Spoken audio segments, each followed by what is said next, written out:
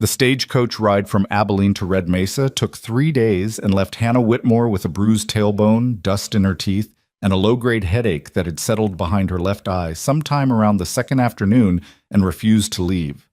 She'd shared the coach with a traveling salesman who smelled of bay rum and talked too much about hat prices, a young mother with an infant who cried in rotating shifts, and an elderly man who slept through everything, including a wheel getting stuck in a creek crossing near the Kansas border. Hannah had sat with her bag on her lap and her eyes on the window, watching the land flatten and spread and go brown in ways she hadn't expected. She'd grown up in Pennsylvania, where even the poorest plots had trees and creek banks, and the sense that the earth was doing something. Out here, the earth seemed to have given up on spectacle. It just went. Grass and sky and more grass and the occasional smear of rock formation on the horizon. Beautiful in a way she didn't quite have words for yet, but unnerving too. There was nowhere to hide out here. Everything was visible. She'd read Emmett Grady's letters so many times the paper had gone soft at the folds. 12 letters over 8 months. He wrote in a careful, deliberate hand, the kind of penmanship that suggested a man who took his time with things, who didn't rush toward conclusions. He described his ranch in southeastern Colorado Territory with the plain directness of someone who had no talent for boasting, but every reason to. 400 acres, good water from a spring-fed creek. A small herd that he was building up year by year. A house that needed a woman's eye, he'd said, which Hannah had read charitably. She'd learned to read things charitably. It was how you survived a lifetime of people saying what they meant about you too openly. He'd never said much about himself that was personal. She'd noticed that. But she hadn't pushed. She had her own things she kept folded up tight. What she knew, Emmett Grady was 41 years old, a widower, and practical enough to understand that ranching alone was a slower kind of dying.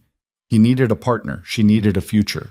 The mathematics of it were simple, and she'd made her peace with simple. The stagecoach pulled into Red Mesa just past 2 in the afternoon on a Thursday in late April. The town was smaller than she'd imagined, one main street with maybe 15 or 16 buildings, a few side roads that petered out into scrubland, a livery stable, a general store with a porch that needed work, a saloon, a hotel that looked like it had been built by someone who'd run out of money before they got to the roof. Hannah was the last one off the coach. She always was. The door was narrow, and she'd learned years ago to wait rather than squeeze through while people watched. She came down the steps carefully, her bag in one hand and her skirt in the other, and when her feet hit the ground, she straightened and looked around. There was no one waiting for her. She'd expected that. Emmett hadn't known her exact arrival day. She'd had to reroute through Abilene when the Northern Line had delays. She checked her bag for the letter with his address and walked toward the general store, where a woman in an apron was sweeping the porch. "Excuse me," Hannah said. "I'm looking for the Grady Ranch, Emmett Grady. Could you point me in the right direction?" The woman stopped sweeping. She looked at Hannah the way people had been looking at Hannah her entire life. That quick assessing scan that started at the face and moved down and came to some conclusion before a word had been exchanged. Hannah was used to it. She kept her expression neutral and waited. "You're not from here," the woman said. "No, ma'am. I've just arrived. I'm Hannah Whitmore. I'm engaged to Mr. Grady." Something shifted in the woman's face. Not unkindness exactly, more like discomfort, the kind a person gets when they're holding information they'd rather not deliver. "You'd better come inside," the woman said. Her name was Dora Finch, and she ran the general store with her husband, who was out back with a broken wagon axle and couldn't be pulled away. She sat Hannah down on a stool near the counter and poured her a cup of coffee that was mostly grounds, and handed it over with the expression of someone bracing for an unpleasant task. "There's no easy way to tell you this," Dora said. "Emmett Grady passed on 3 weeks ago. Heart gave out while he was mending fence line on the north pasture. 2 of his men found him that evening." Hannah held the coffee cup in both hands and looked at the surface of it. 3 weeks ago, while she'd been packing her trunk in Philadelphia, while she'd been writing a letter to her sister that she never sent, while she'd been sitting in a train car outside of Cincinnati, watching rain streak the window and thinking about what it would feel like to belong somewhere. "I see," she said. "I'm sorry," Dora said. Had you been corresponding long?" 8 months. "I'm sorry," Dora said again. There was genuine sympathy in it. Hannah appreciated that. She didn't always get genuine. She sat in that store for a while longer than she should have. Dora didn't rush her out. The coffee was terrible, and Hannah drank it slowly and thought about her options, which were limited in the specific way that options become limited when you've spent the last of your savings on a stagecoach ticket, and your return to Pennsylvania would mean going back to a house where you were not welcome. Her father had made that clear before she left. Don't come back without a husband or without money. There's no room here for something that doesn't pull its weight. He hadn't said it cruelly, or hadn't meant to. He said everything in the same flat tone, but the meaning had come through fine. She wasn't going back. The problem with Red Mesa was that it was small enough for everyone to know your business by sundown. By the time Hannah had finished her coffee and stepped back out into the street, she had the distinct sense that word had already moved. A man near the livery watched her with frank curiosity. Two women on the far side of the street stopped their conversation and didn't quite restart it until she'd walked past. She found the hotel and paid for 2 nights with money she couldn't really afford, and sat on the edge of the bed in a room that smelled of old wood and something floral that had long since given up its fight, and thought about what came next. She was 26 years old. She was in a territory she didn't know, in a town full of strangers, with no prospects and limited funds. She had a trunk of practical clothes, a decent head for numbers, and a stubbornness that her mother had called her worst quality, and her father had occasionally called her only useful one. She also had bruises she couldn't explain to strangers without explaining a great deal more. The faded yellow mark along her left forearm, where her uncle's hand had landed during her last night in Philadelphia. The tenderness along her ribs that was nearly healed now. These things she kept covered. You learned to keep them covered. She didn't cry that first night. She thought she might, but instead she made a list in the small journal she carried. What I have, what I need, what I can do. The list of what she could do was longer than she expected when she actually wrote it down, and she fell asleep holding the journal on her chest, which was not comfortable but felt oddly like an anchor. She met Cole Brennan on her second day, and the meeting was not auspicious. She'd gone to the Grady Ranch. She'd felt she had to. There might be something there about the estate, some information about whether anyone was managing things, whether there was an arrangement she could possibly slot herself into. She knew it was a long shot. She went anyway because standing still felt worse than moving in the wrong direction. The ranch was about 2 miles east of town along a road that hadn't decided whether to be a road or just a series of wagon ruts. She walked it. She hadn't wanted to spend money on a hired horse, and besides, the morning was cool and clear, and the walking helped her think. The Grady property was visible from a distance. A modest house, white paint going gray, a barn that was better maintained than the house, a series of corrals where a few horses moved in slow circles. Closer up, she could see that the fence along the front needed work, and the porch boards had a soft look that suggested rot. There was a man at the corral, tall, dark-haired, doing something to a fence post with a piece of wire and what looked like considerable irritation. He was maybe 35, lean in the way men who work outdoors get lean, not thin but reduced to what was useful. He had his hat pushed back and a smear of grease or dirt along one cheekbone. He saw her coming and straightened up. "This is private property," he said. Not aggressive, exactly. More like someone who'd had to say this before and found it tedious. "I know," Hannah said. "I was engaged to Mr. Grady. I've only just arrived, and I was told of his passing yesterday. I'm sorry to intrude. I thought perhaps I should see the property. It's foolish. I don't know what I expected." He looked at her the way most people looked at her. That same scan, that same flicker of assessment. She held his gaze because she'd decided somewhere around mile 1 of the walk that she was done looking at the ground. "You're the woman from Pennsylvania," he said. "I am, Hannah Whitmore." He wiped his hand on his pants and extended it, which she appreciated. "Cole Brennan. I've been running my family's ranch about 3 miles north. Emmett and I shared a fence line and a fair amount of fence mending over the years. I was sorry to lose him." "Did you know him well?" "Well enough." He seemed to consider whether to say more. "He was a decent man, quiet, kept his word." His letters suggested the same. Something in Cole's expression shifted slightly. Acknowledgement, maybe, that this was a strange situation and she was handling it with more composure than he'd perhaps expected.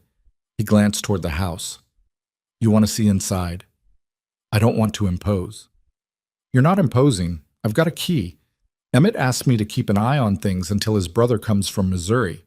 Come on. The house was small and spare and immaculate in the way of a man who lived alone and had no one to be untidy for.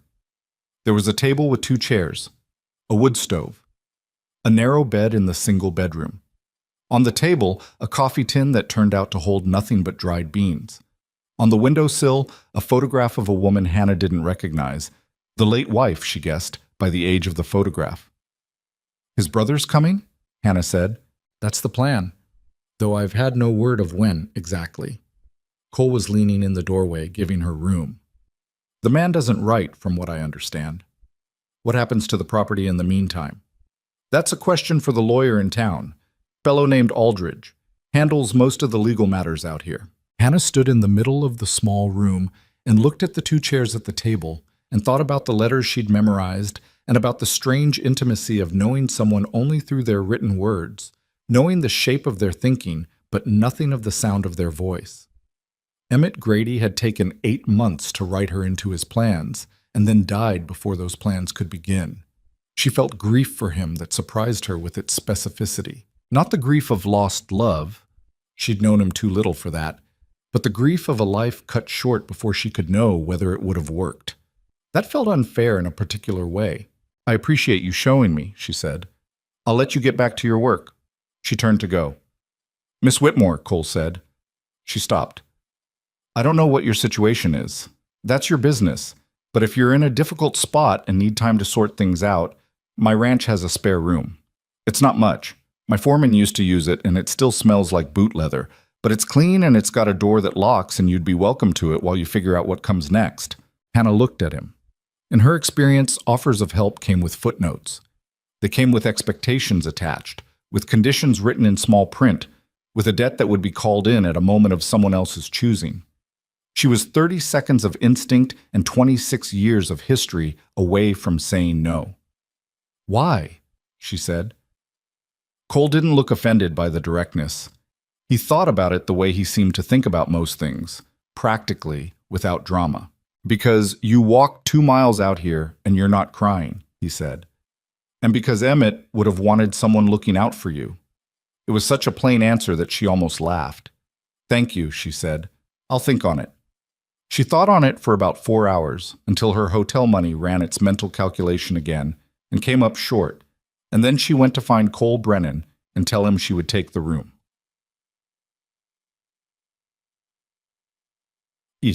The Brennan Ranch was not grand. It was something better than that. It was functional, visibly maintained, and gave the impression of a place that had been built by someone who cared whether it lasted. The house was larger than Emmett's, 2 stories with a covered porch, painted a dark red that had weathered to something closer to brown. There was a bunkhouse set back from the main house where the 2 hired hands lived, a root cellar, a chicken coop that seemed to be involved in some ongoing dispute with its fence. Cole's housekeeper, a stout woman in her 60s named Vera, looked at Hannah with the particular directness of someone who has seen enough of life to have no patience for pretense. You'll need to learn the cook schedule, Vera said, by way of greeting. Breakfast at 5:30, supper at 6. I don't do lunch. There's bread. I can help with cooking, Hannah said. Can you? I can follow instructions. Vera's expression suggested this was an acceptable answer. We'll see, she said, which was not warm but was not unwelcoming either, and Hannah had spent her whole life reading the difference. The spare room was exactly as Cole had described, small, smelling of old leather and something faintly metallic, with a narrow window that looked out over the corral. The bed had a wool blanket that was clean but not soft. There was a hook on the back of the door and a small table with a basin and a pitcher. Hannah unpacked her trunk methodically. She hung her 2 good dresses on the hook, tucked her journals and her supply of ink under the mattress for safekeeping, and set her small box of medicines. She traveled with willow bark, mustard powder, a tin of salve her mother's sister had taught her to make, on the windowsill. She sat on the bed and put her hands in her lap and listened to the sounds of the ranch. Horses. A man's voice calling something she couldn't make out. The wind doing what wind in this country seemed to do constantly, which was everything. All right, she thought, all right, here's where you are. This is the situation. Now figure it out. She was good at that conversation. She'd been having it since she was 11 years old. Well, The first few days were awkward in the way that any situation involving strangers in close proximity tends to be awkward. Cole was at work before she woke and often didn't come in until supper. His hired hands, a young man named Pete, and a quiet older one called Ruiz, regarded her with curious respect. They'd clearly been told to be decent to her, and they were trying hard, which was touching in its way. Vera warmed to her slightly when Hannah turned out to be a capable hand in the kitchen. Not a brilliant one. Hannah had no illusions. But she knew the basics, and she didn't need to be told things twice, and she cleaned up after herself without being asked, which Vera seemed to consider a foundational virtue. "You've worked in a kitchen before," Vera said on the second day. It wasn't a question. "I ran my family's household from the time I was 14, Hannah said. My mother was ill for several years." Vera was making pie crust with the efficiency of someone who had stopped thinking about the steps and just did them. "And your father?" "He remarried when I was 18. My stepmother had her own ways of running things." She kept her voice even. It seemed like the right time to figure out something else. Vera didn't ask anything else, which Hannah appreciated. She'd found that people who didn't ask questions either didn't care or understood that some answers had too many parts. On her 5th day at the ranch, Hannah asked Cole if she could look at his ledgers. They were at the supper table. Pete and Ruiz had finished and gone. Vera was washing dishes with the door between the kitchen and the main room, pushed mostly closed but not all the way, because Vera didn't believe in closed doors when there were things to hear. Cole looked up from his coffee. "My ledgers," he said. "I'm good with numbers," Hannah said. "Better than average, and I'd rather be useful than sit in that room. If there's something wrong with the idea, tell me and I won't ask again." Cole was quiet for a moment. She'd noticed that he had a way of pausing before he said things that might matter. Not a theatrical pause, not the pause of a man building to something, but the pause of someone making sure they meant what they were about to say. "Nothing wrong with the idea," he said. "I'll be honest with you. I hate the ledgers. My foreman used to do them, and then he moved on, and I've been doing them myself for 6 months, and there's something wrong somewhere, but I can't find it. I can probably find it." "I believe you." He brought them to her after supper. 2 thick ledgers, handwritten in 2 different hands, the foreman's neat entries and then Cole's larger, looser ones. She sat at the kitchen table with the lamp pulled close and opened the first one. It took her 40 minutes to find the error, a column transposition from 8 months ago that had been compounded by a wrong assumption about winter feed costs. Not disastrous, but not nothing. She brought the ledgers to Cole in the parlor where he was reading something, or sitting with something open that he might have been reading, she wasn't sure, and set them on the table beside him and pointed to the relevant pages. "Here," she said, "and here." These 2 numbers were switched, and then everything after was built on the wrong total. Cole looked at the pages, looked at her. 8 months, he said. "Yes." "I've been staring at those pages for 8 months. You knew what you were looking for. That's the problem. When you already know what the numbers should say, you see what you expect." He made a sound that might have been a short laugh. "How long did it take you?" 40 minutes, roughly." "Right." He leaned back. "All right, Miss Whitmore. You're looking at my ledgers." "Hannah," she said, "if I'm going to be reading your private finances, you should probably call me Hannah." "All right," he said. "Hannah." Ket. The town of Red Mesa had, like all small towns, a social economy that operated in ways both formal and invisible. There was the explicit version, who was on good terms with whom, who'd had a dispute about water rights 2 years ago, who owed who a favor. And then there was the undertow of it, the unspoken sorting that happened in the way eyes moved when you walked into a room. Hannah walked into the general store on her 8th day in Red Mesa to get supplies and felt the undertow immediately. Dora Finch was cordial to her. A few others nodded.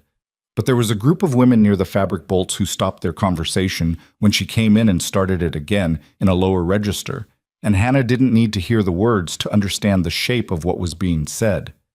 She'd been the subject of that particular kind of conversation her entire life. She came all this way and the man died. Now she's living out at the Brennan place. Imagine. What does Cole Brennan want with her? She can't possibly be working. A woman her size wouldn't last a week with real ranch work. Cole's always been too soft-hearted. That's the trouble. She bought flour and salt and a spool of thread and walked out with her chin level and her hands steady and made it all the way to the edge of town before she stopped and sat on a fence rail for a moment and breathed. It was the her-size part that always landed with its particular weight. She'd been carrying extra weight since she was 14. The shape had come with the hard years, with the years of standing in for her mother and managing an unhappy household and eating when she could and badly when she did. Her body had recorded the history of her life in a way she hadn't chosen and couldn't entirely change, and people had been reading that recording and drawing conclusions from it her entire adult life. She was lazy, she was weak, she was undisciplined, she was unhealthy. She couldn't ride a horse, couldn't do real work, couldn't endure hardship, couldn't be beautiful, couldn't be desirable. All of this concluded from a glance. She knew the truth, which was more complicated and less interesting than the story they'd written. But truth rarely wins against a story people have already decided to believe. She sat on the fence rail for another minute, and then she got up and started walking back toward the ranch. Enough of that. She had ledgers to finish and a kitchen to help with, and if she could manage it, a conversation with Pete about how the livestock tallying worked because she wanted to understand the full picture of the operation, not just the numbers. You couldn't understand numbers without understanding what they represented. She had things to learn. She'd better start learning them. Tupfum? Pete turned out to be unexpectedly willing to teach. He was 22, earnest, and had the kind of enthusiasm for his work that people get when they're doing something they're genuinely suited for. He'd been with cattle since he was 15, and he talked about them the way other people talk about complicated relatives, with frustrated affection, deep familiarity, and the occasional exasperated sigh. The main thing about livestock records, he told her, leaning against the corral fence on her second week, is you've got to check twice because they don't hold still. By the time you've counted the back 40, 3 of them have moved. How do you get an accurate count? You don't, entirely. You do your best. You know your herd well enough that when something's off, you feel it before you see it. That's not very satisfying from a record-keeping standpoint. Pete laughed. He had a gap between his 2 front teeth that made him look younger than he was. No, I guess not. But you get used to approximate. Out here, approximate is mostly what you get. Ruiz was harder to read. He'd been with Cole for 7 years, which Hannah gathered was significant. That was the kind of loyalty you earned, not inherited. He was a man in his late 40s who said very little and noticed a great deal, and Hannah suspected that her position at the ranch was contingent in some unspoken way on his approval. He watched her for 2 weeks before he said more than 6 words to her at one time, and what he said when he finally spoke was, "You know what you're about." Hannah was mending a harness strap at the time because she'd watched how it was done, and then asked if she could try, and Ruiz had said nothing and handed her the materials. She looked up. "I'm learning," she said. "That's not the same thing." He took the harness strap from her, examined her work, handed it back. "It's good. You kept the tension right." She hadn't known what the right tension was when she started. She'd figured it out by the 3rd attempt and hadn't said anything about the first 2. "Thank you," she said. Ruiz went back to what he was doing. Hannah went back to the harness strap and felt something small and warm settle in her chest. Bob. She'd been at the ranch for 3 weeks when the first letter arrived. It came addressed to Miss Hannah Whitmore, care of the Red Mesa post office, and Dora Finch held it at arm's length when she handed it over as if uncertain what it might do. Hannah recognized the handwriting immediately. She waited until she was alone in her room to open it. She sat on the bed with the window light falling across the page and read it twice before she set it down. "My dear Miss Whitmore, I have learned of your arrival in Red Mesa and of your unfortunate circumstances. I am deeply concerned for your welfare and urge you to reconsider your position. A woman without resources or protection in frontier territory is in a precarious situation that you are perhaps not fully equipped to navigate. I have always had a high regard for your qualities and would very much like to discuss a possible arrangement that might be mutually beneficial to us both. I will be traveling west in the coming weeks and hope we might meet. Your servant in friendship, Victor Hale."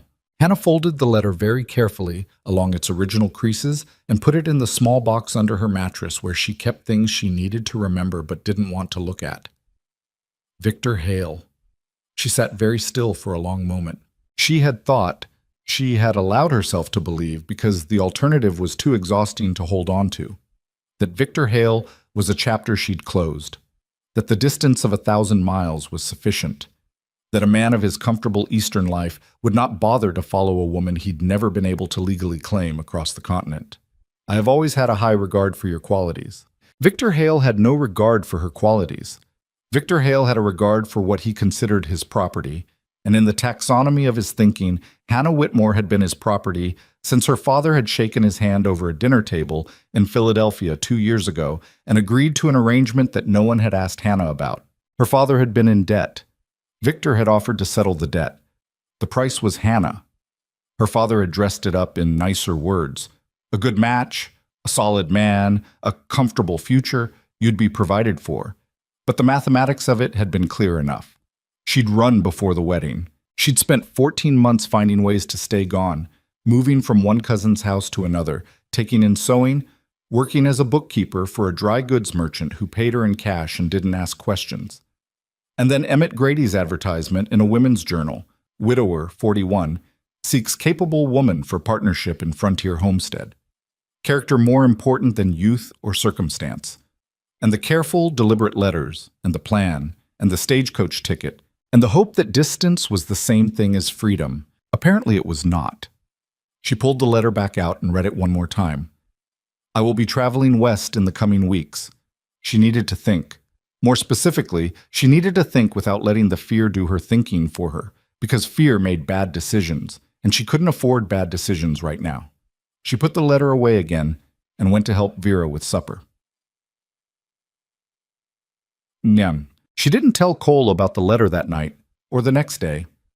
She turned the situation over in her mind the way you work a stone in your hand, feeling for the edges of it, trying to understand its full shape before you decided what to do with it.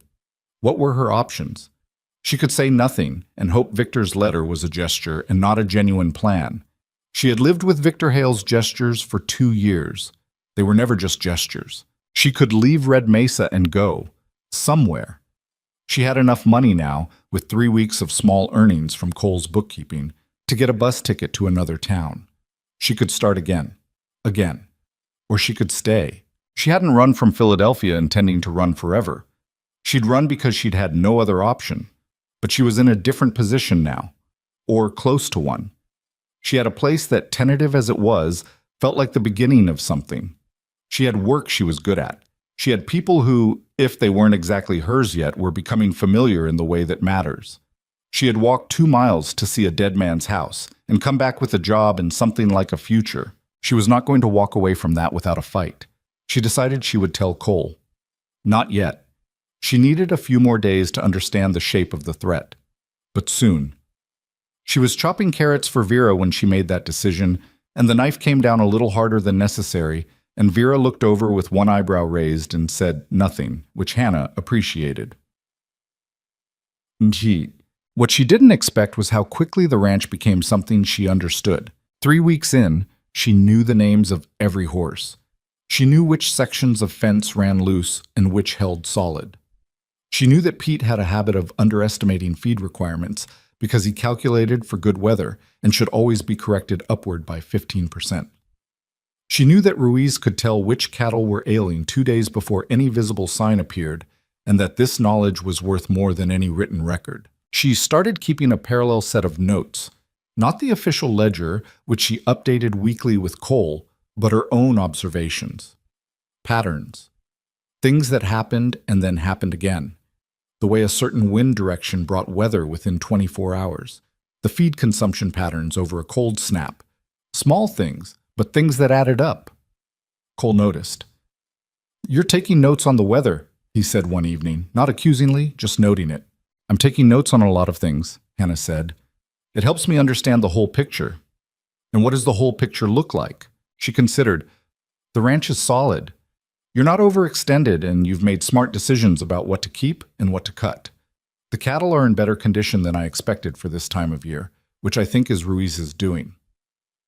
The main vulnerability is the north fence line. Pete told me there are sections that need work before the next hard rain, and I think he's been trying to mention it and not getting traction." Cole was quiet for a moment. "He told me about the north fence line," he said. "I know. In his words, he told you twice, and you said you'd get to it." I've been busy. I know, that's not a criticism. It's a priority question. She met his eyes. How much would it cost to fix the fence versus how much would it cost if cattle got through onto Aldridge's land? Cole looked at the table, looked at her. You've thought about this a lot, he said. I've had time to think, Hannah said, and I'm better when I'm thinking about something specific. So am I, he said. He leaned back in his chair. I'll send Pete and Ruiz to the north fence this week. Good, Hannah said. There was a moment of quiet that wasn't uncomfortable.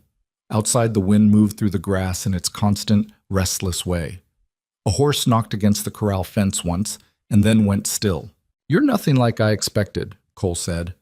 He didn't say it with any particular inflection, not as a compliment, not as a complaint, just as an observation. Hannah thought about asking what he'd expected. She decided against it. She already knew the shape of the answer. I know, she said instead. She closed her notebook and said goodnight and went to her room. And when she sat on the bed in the dark, she let herself feel the day fully for a minute. The small victories of it, the north fence conversation, Ruiz's nod when she'd correctly predicted the morning weather, the way Pete had started explaining things to her with the tone of someone who expected her to understand. It wasn't much, but it was real. She was still, underneath everything else, afraid of the letter in the box under her mattress. She was still, underneath everything else, aware that Victor Hale moved through the world with money and influence and the absolute conviction that he was owed things. But she was also still here, 2 miles from a dead man's house and 3 weeks into something she hadn't planned and couldn't fully name yet. She'd been afraid before. She'd kept moving anyway. She blew out the lamp and listened to the wind and the horses and the creak of the house settling, and eventually she slept. The north fence got fixed on a Tuesday. Hannah knew because she heard Pete and Ruiz leave before sunrise, the horses moving out at a steady walk into the gray pre-dawn, and she lay in her narrow bed and listened until the sound faded and there was only wind and the occasional complaint from the chicken coop. She hadn't slept well.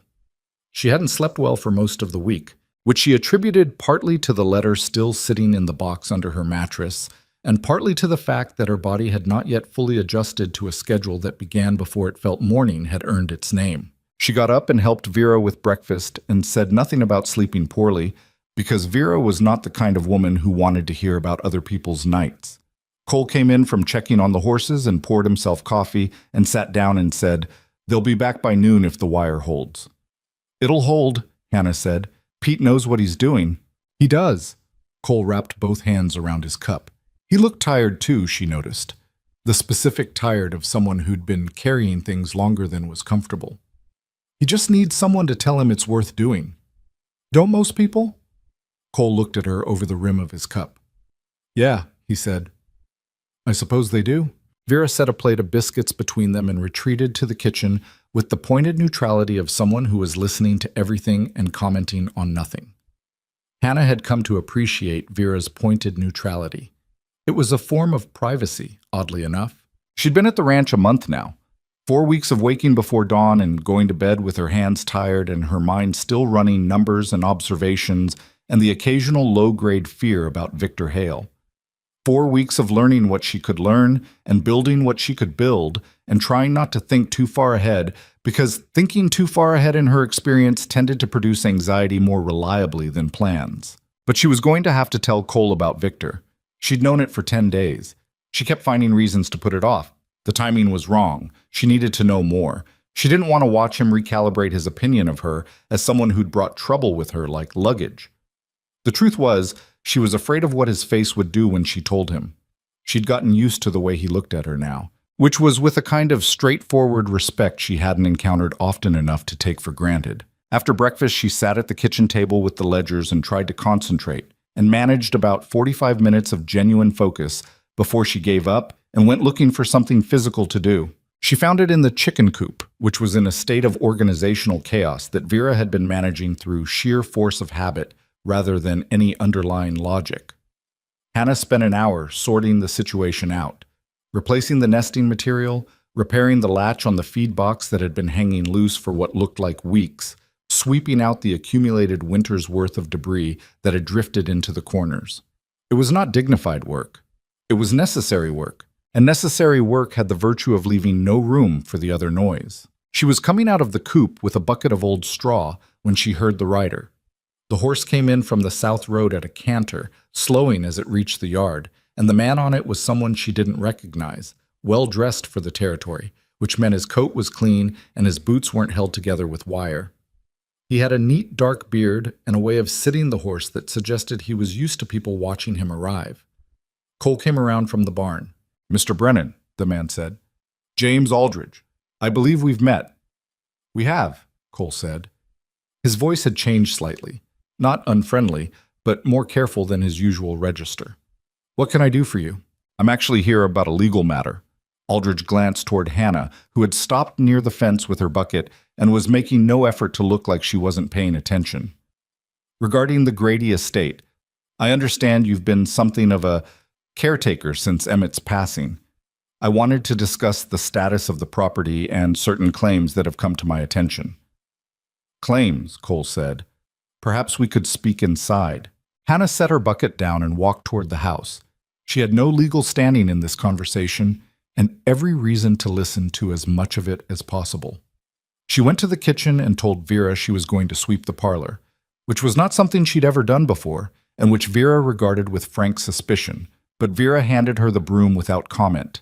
She could hear the conversation from the parlor. She didn't catch everything, but she caught enough.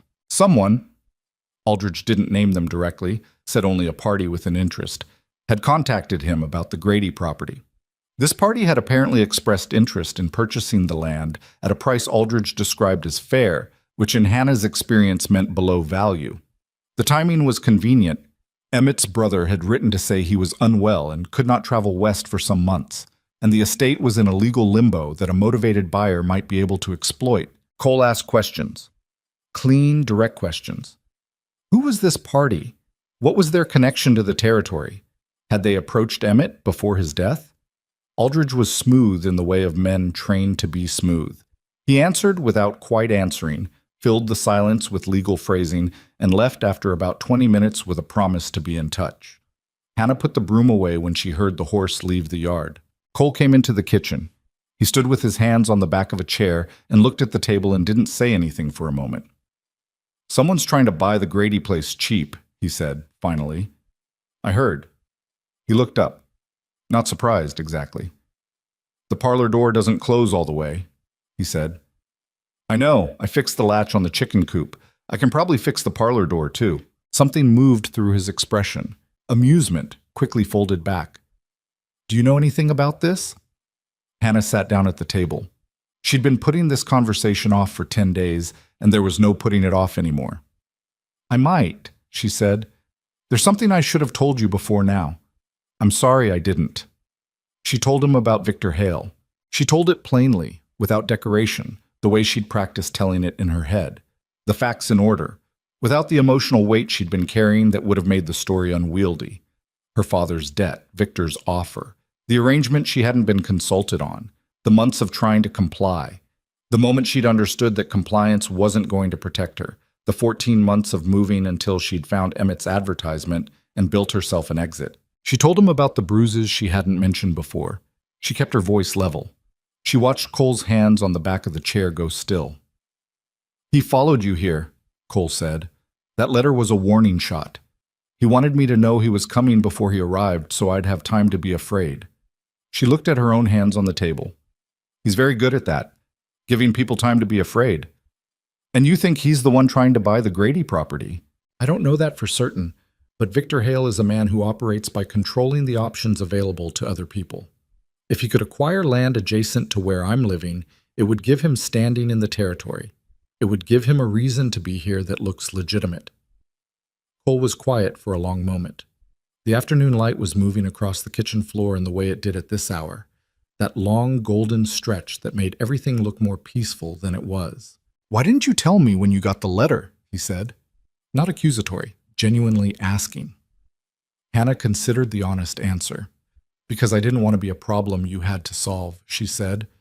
"I came here with nothing, and you gave me a room and work, and I didn't want to find out that the cost of that was this."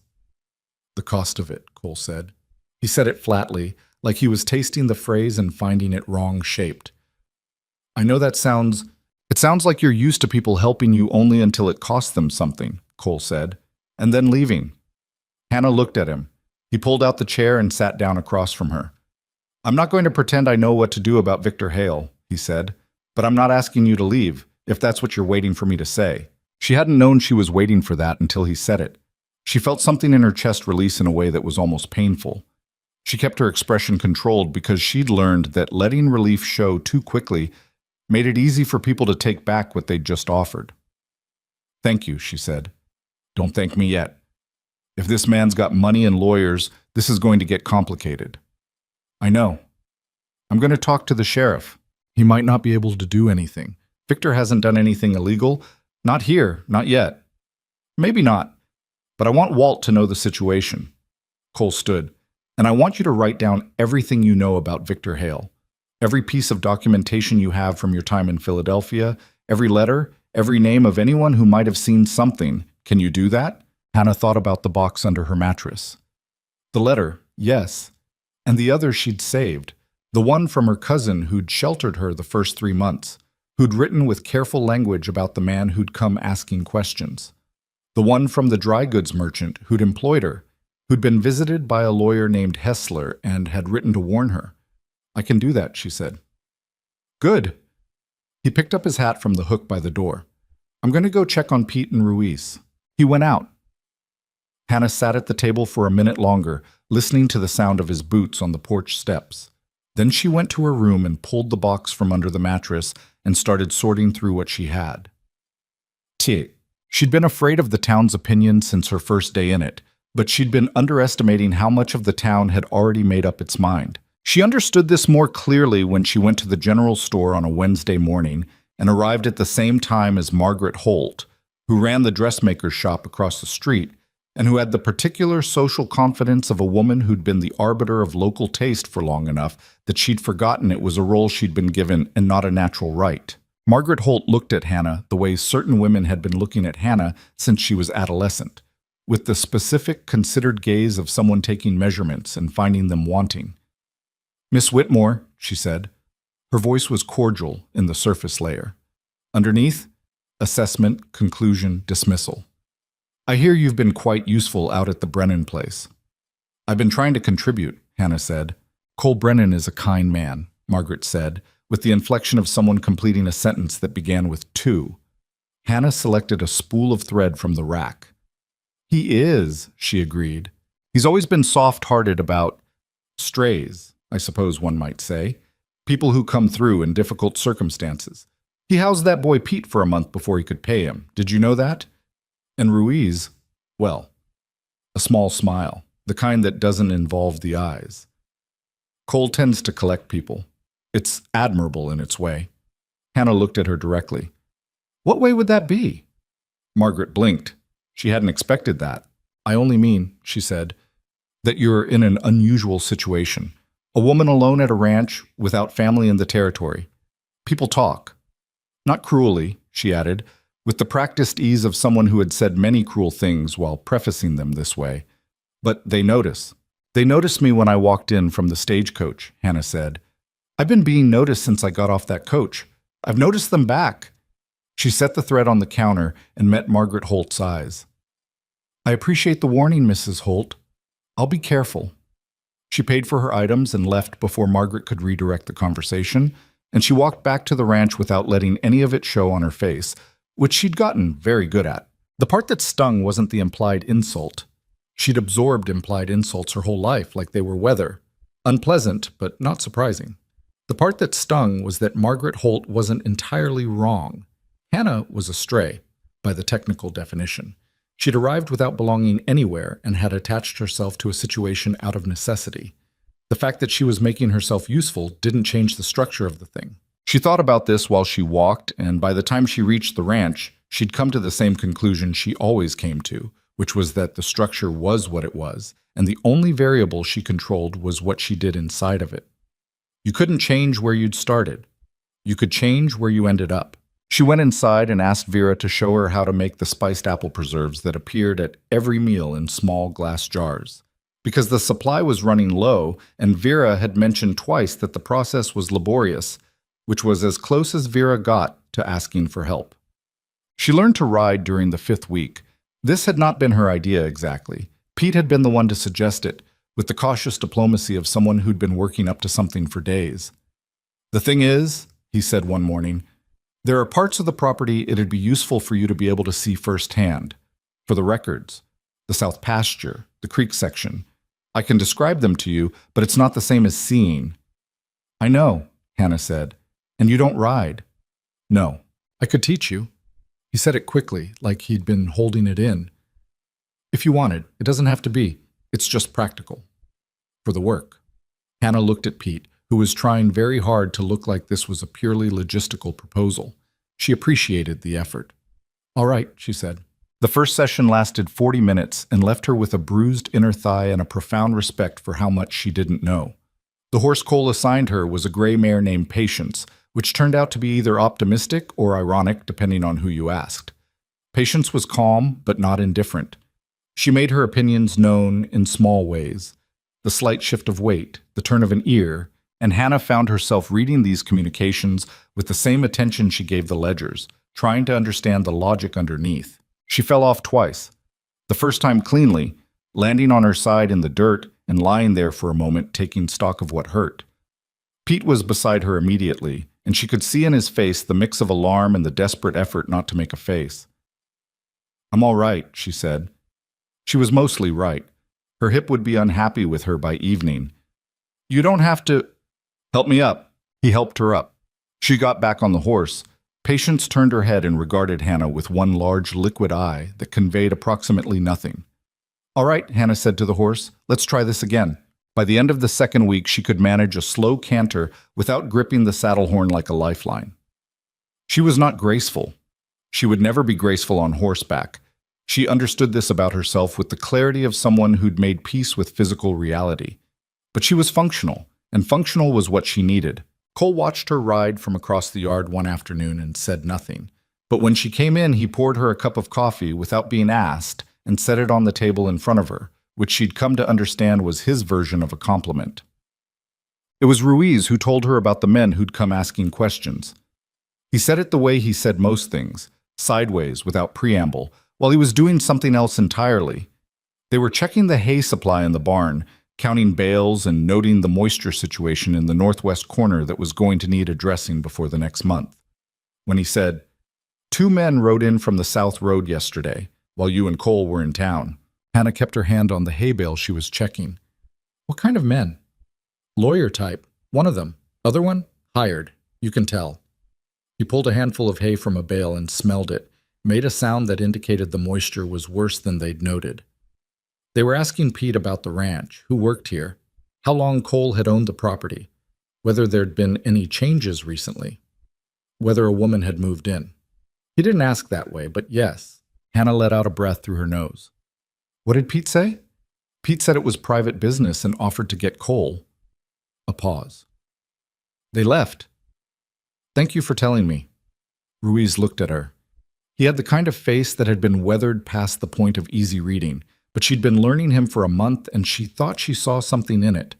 Not sympathy exactly, but recognition. The look of someone who understood what it was to be looked for. "Pete handled it fine," he said. "He doesn't know what it's about. I didn't tell him." "You know what it's about." "I know enough." He turned back to the hay.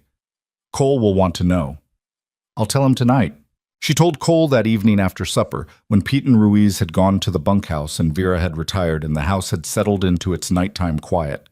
She sat across from him at the kitchen table and gave him the information plainly. 2 men, one a lawyer by appearance, asking about the ranch and its occupants. Cole listened without interrupting. He had a habit when he was thinking hard of turning a coffee cup in slow circles on the table, not drinking from it, just turning it. And she watched him do this while she talked. "He's moving faster than I expected," she said when she'd finished. "How long do you think before he arrives in person?" "I don't know. Victor likes to have everything arranged before he shows up. He doesn't walk into rooms unprepared. If he's sending lawyers ahead, it means he's building something." She looked at the table. "He'll have a story. He always has a story. In Philadelphia, it was that I was unwell. Mentally, he meant, though he'd never say it so directly. And that I needed proper care. He has a doctor who'll say whatever he needs said. Cole stopped turning the cup. He tried to have you committed? He tried to establish the foundation for it. He never filed anything before I left, but he'd laid the groundwork. She kept her voice flat, reporting, He's not stupid, Victor. That's the thing you need to understand. He doesn't come at you head on. He builds a structure around you until you realize you're inside it. Cole was quiet for a long moment. What does he want? He said. With you specifically, after all this time. It's been how long? 14 months since I left Philadelphia. Why would a man chase a woman across the country for 14 months? Because she left. Hannah looked up and met his eyes. For Victor, the leaving is what matters. A woman who leaves makes him look like a man who can't hold on to what's his. He can't let that stand. So this isn't about you. It's partly about me. He has a particular fixation. I can't entirely explain it. She chose her next words carefully. I think I represented something to him, an acquisition, something to complete a picture he had of himself. And I disrupted that picture, and he's not the kind of man who tolerates disruption. Cole looked at her for a moment with an expression she couldn't quite read.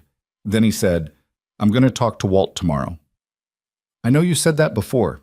I mean it this time, with more specifics. Walt's a good sheriff, Hannah said. But Victor's lawyers can outmaneuver a local sheriff in their sleep. Maybe, but Walt's been in this county for 15 years and he knows things lawyers don't know. Cole pushed back from the table. And I want to talk to Aldridge. I want to know if that offer on the Grady place has moved forward.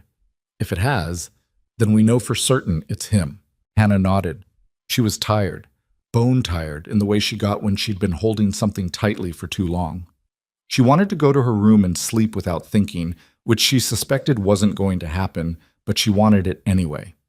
Thank you, she said, for taking this seriously. Cole looked at her with that expression again, the one she couldn't entirely read. Did you think I wouldn't? She answered honestly. I didn't know. He nodded, as if this was a reasonable thing to say. Go get some sleep, he said. Tomorrow's going to be a full day. She didn't sleep well, but she slept. Some hours of it were genuine rest, and some of it was the half-conscious sorting that happened when her brain decided morning was close enough to start processing. She woke before the alarm of the rooster and lay in the gray pre-light and thought about the shape of her situation. Victor Hale had money. He had lawyers. He had a doctor willing to testify on his behalf. He had the social credibility of a Philadelphia businessman with old connections and the specific, quiet power of a man no one had ever seriously challenged. She had a room in someone else's house, a few weeks of goodwill from people who didn't know her well, and a set of records in a box under her mattress. The mathematics were not in her favor, but she'd been in situations where the mathematics were not in her favor before. She thought about what she actually had, not just the material things, but the intangibles. She knew Victor's methods, which meant she could anticipate them. She had documentation he didn't know existed. She had people here who'd seen her work, who'd watched her prove herself in small ways over weeks, and that kind of testimony was harder to discredit than a piece of paper. She also had, for perhaps the first time in her adult life, the beginnings of something she could call a community. Grudging and imperfect as it was, Vera's pointed neutrality, Pete's enthusiastic tutelage, Ruiz's sideways recognition, Cole's careful, practical decency.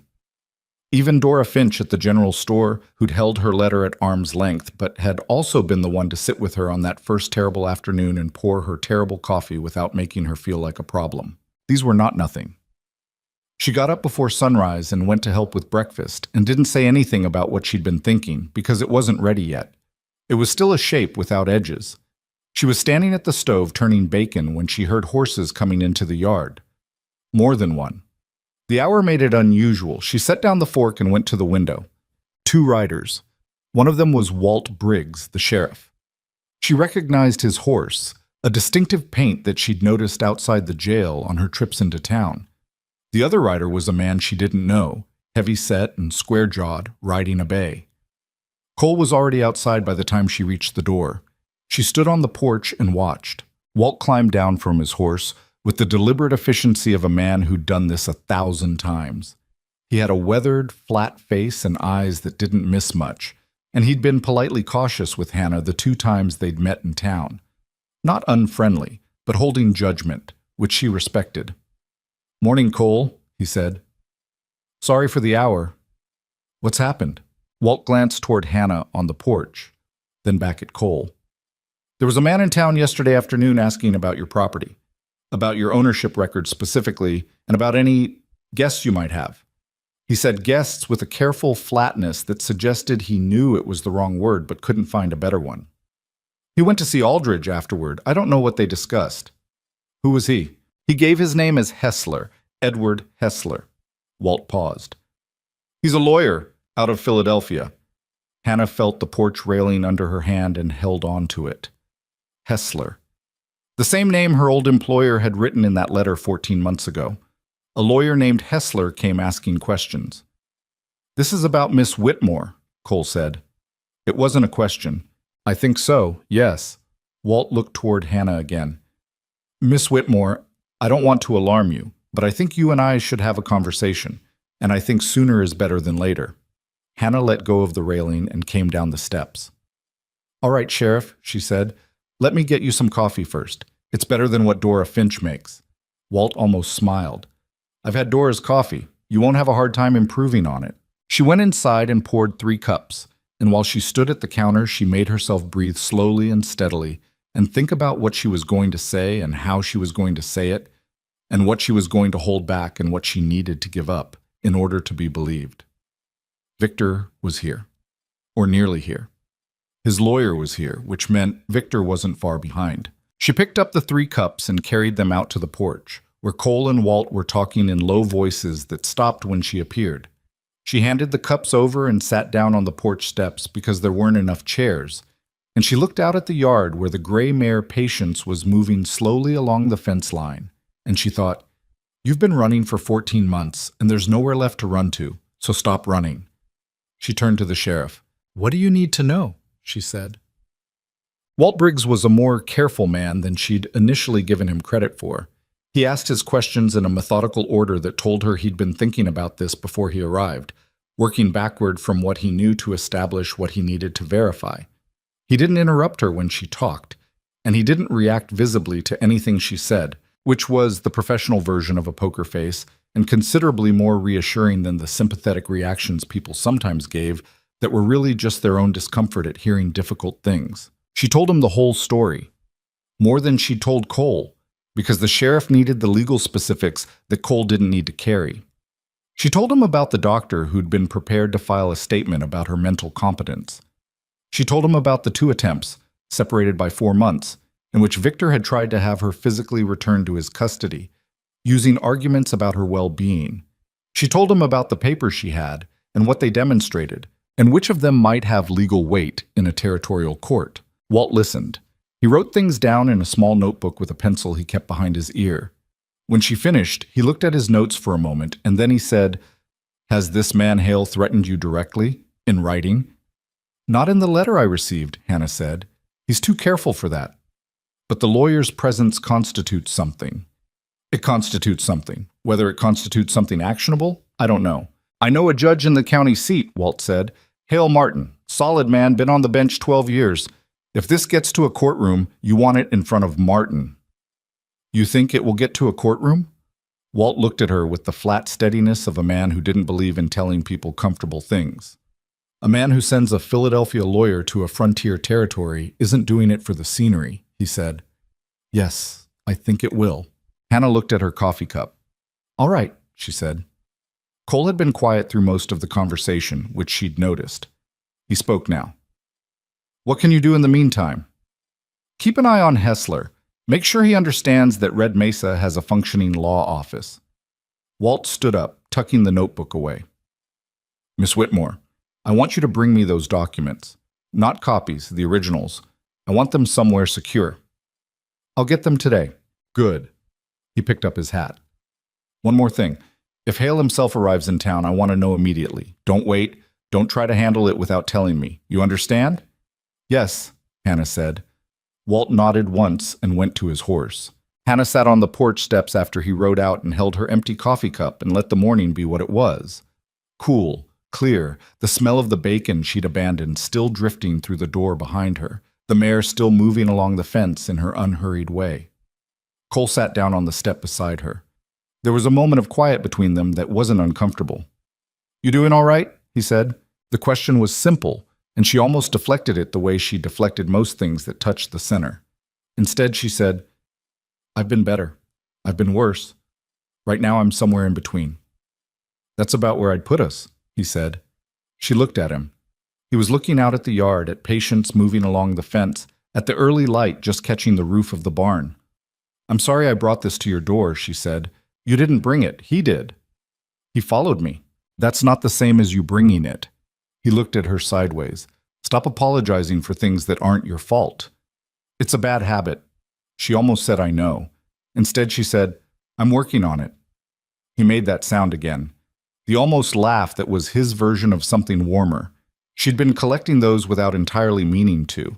She got up and went inside to rescue the bacon before it became something else. And she thought about Victor Hale somewhere between here and there, moving through the territory with his lawyer and his plans and his absolute certainty that she would eventually run out of places to go.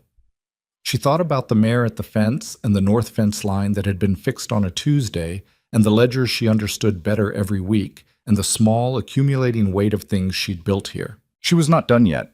She was in fact just beginning. Victor Hale arrived on a Friday. Hannah knew, before she saw him, the way you sometimes know things that your body registers before your mind catches up. She was at the general store when she felt the shift. A subtle change in the room's atmosphere, the way a conversation near the door stopped and then restarted in a lower key. She turned and looked through the window and saw the coach pulling up in front of the hotel. And even from that distance, even seeing only the line of his shoulders as he stepped down, she knew. She set her flower on Dora's counter and said, "I need to go." Dora looked through the window. "Who is that?" "Someone I was hoping wouldn't come." She left exact change on the counter, which she'd never done before, and went out the back. She walked to the sheriff's office first because that was what Walt had told her to do. Walt was at his desk, and he read her face before she said a word. "He's here," Walt said. "Just arrived, at the hotel." "All right." Walt stood and reached for his hat with the unhurried efficiency of someone who decided how this was going to go before it started. "Go back to the ranch. Don't ride through town if you can help it. Take the East Road." "You're going to speak to him?" "I'm going to introduce myself." Walt said it in the mild tone of a man who meant something less mild. "That's all, for now." She took the East Road back to the ranch and rode Patience at a pace that was faster than the mare preferred, which Patience communicated through a series of opinions that Hannah felt through the saddle. She didn't slow down. By the time she got back, Cole was in the yard with Ruiz, doing something to a wagon wheel that required both of them and most of their attention. He looked up when she came in. She said, "Victor's in town." Cole straightened. He and Ruiz exchanged a look. The brief, wordless communication of men who'd worked alongside each other long enough to have their own shorthand. Then Ruiz took the wagon wheel and Cole came toward her. "You talked to Walt?" "On my way back, he said he'd go introduce himself." Cole helped her down from the horse, which she usually managed herself but didn't argue about this time. "Good," he said. "Come inside." That evening, Cole sat at the kitchen table for a long time after supper, turning his coffee cup in those slow circles. Hannah pretended to read and watched him without watching him. "There's something I need to say," Cole said finally. "And I want you to hear me out before you answer." Hannah put down the book. He wasn't looking at her directly. He was looking at a point on the table slightly to the left of her hands, which she'd noticed was what he did when he was working towards something that mattered. "Victor Hale has money and lawyers and a story he's been building for over a year," he said. "Walt can keep him honest while he's in town, but Walt can't stop a man from filing papers in a territorial court. And if Hale files, if he gets a judge to look at a case about your mental competence or about some breach of a contract your father made, you need to be in a strong position." "I know," Hannah said. "You're living in a man's house, unchaperoned." He said it plainly, without embarrassment. "In Philadelphia, that doesn't matter much in educated circles. Out here, it matters in a courtroom. A lawyer could make something of it." Hannah looked at her hands. "I know that too. So here's what I'm thinking." He paused. "We get married." The kitchen was very quiet. Vera was not in it. She'd gone to bed an hour ago. But Hannah had the sudden irrational sense that the walls were listening. "Cole?" she said. "Not for... I'm not saying..." He stopped and started again, more carefully. "I'm saying it is a practical matter. If you're my wife, Hale's argument about your situation here falls apart. You'd have legal standing. You'd have my name and my property behind you. His case gets considerably harder to make." Hannah looked at him. He was looking at the table still, which meant he was serious. When Cole was trying to read a room, he looked at faces. When he was thinking his own thoughts, he looked away. "And what would you get out of this?" she said. He finally looked up. "I don't need to get something out of it." "That's not an answer." He held her gaze. "I get to sleep knowing I did the right thing," he said. "I get a wife who knows my ledgers better than I do, which is not nothing. And I get..." He stopped. "I don't know. I get to see what happens. Isn't that enough for now?" It was the most honest thing he could have said, and she suspected he knew that, and she suspected that was why he said it instead of something more polished. She thought about everything she knew about this man. 7 weeks of watching him, the way he treated Pete and Ruiz, the way he talked to his horses, the way he'd told her to stop apologizing for things that weren't her fault, the way he hadn't flinched when she'd told him about the bruises, just gone very still and let the information settle and then asked what she needed. She thought about what a marriage of convenience would mean in practical terms and in complicated ones. She thought about what it would mean to owe someone this much and whether that debt was different from the debt she already carried. "If we do this," she said slowly, "I need you to understand that I'm not going to pretend it's something it isn't. I've done enough of that. I'm not asking you to pretend anything. And if it becomes something else or doesn't, I need to know we can be honest with each other about that." "That's what I'd want too." She looked at him across the table. Outside, the wind moved through the grass in its constant way. Somewhere in the barn, a horse made a sound and then went quiet. "All right," she said. Cole exhaled slowly, like he'd been holding something. "All right," he said back. "I'll go see the Reverend tomorrow." "The judge," Hannah said. "Not the Reverend. A legal record is what we need, not a ceremony." "The judge, then." They sat for a moment in the oddly settled quiet of two people who have just agreed to something significant and haven't yet figured out what to do with their hands. "For what it's worth," Cole said, "I think it's a good idea." "For what it's worth," Hannah said, "I think you might be right. But check." They were married 4 days later in Judge Hale Martin's office at the county seat, which was a 20-minute ride from Red Mesa. The judge was a solid, gray-haired man with a dry manner and extremely clean fingernails who read the relevant words from a law book in a voice that suggested he'd done this many times and would do it many times more. Ruiz and Pete came as witnesses. Pete was visibly moved in a way he kept trying to conceal. Ruiz was not visibly anything, which was his baseline. Hannah wore her second-best dress, which was the navy one with the small collar, because her best dress had a tear in the hem she hadn't gotten around to fixing. She'd pinned her hair up, and Vera had looked at her that morning with an expression that was, for Vera, practically sentimental. "You'll do," Vera had said. Hannah had taken this as the highest available compliment. Cole wore a clean shirt and his better hat and looked like a man who was making an effort and wasn't entirely sure it was sufficient. It was sufficient. Hannah didn't say this because it would have embarrassed him, but she noted it. They signed the papers. The judge shook their hands with the perfunctory warmth of someone for whom this transaction was routine. Pete shook Cole's hand and then, after a moment of obvious internal deliberation, shook Hannah's hand too. Ruiz shook both their hands without any internal deliberation visible whatsoever. On the ride back to Red Mesa, Hannah held the copy of their marriage certificate in her lap and watched the territory pass and felt the strangeness of it. The odd, untethered sensation of a day that had changed something fundamental while the world around it continued exactly as it had been. "You're quiet," Cole said. "I'm thinking." "About?" "About how it doesn't feel like anything yet." She glanced at him. "I don't know what I expected it to feel like." "It'll feel like something when we get back to town," Cole said. "I told Walt this morning. Word will have moved by now." He was right about that. Word had moved. Hannah felt it when they rode into Red Mesa that afternoon. The way attention gathered and then redistributed itself, Conversations pausing and resuming, eyes following them down the main street. She kept her back straight and her gaze forward and reminded herself that she'd been stared at her whole life and hadn't died of it yet. They stopped in front of the general store because they needed flour, and because Hannah thought it was better to walk into it than to avoid it. Dora Finch was behind the counter and looked up when they came in, and her expression went through several things quickly before landing on something that was genuinely warm.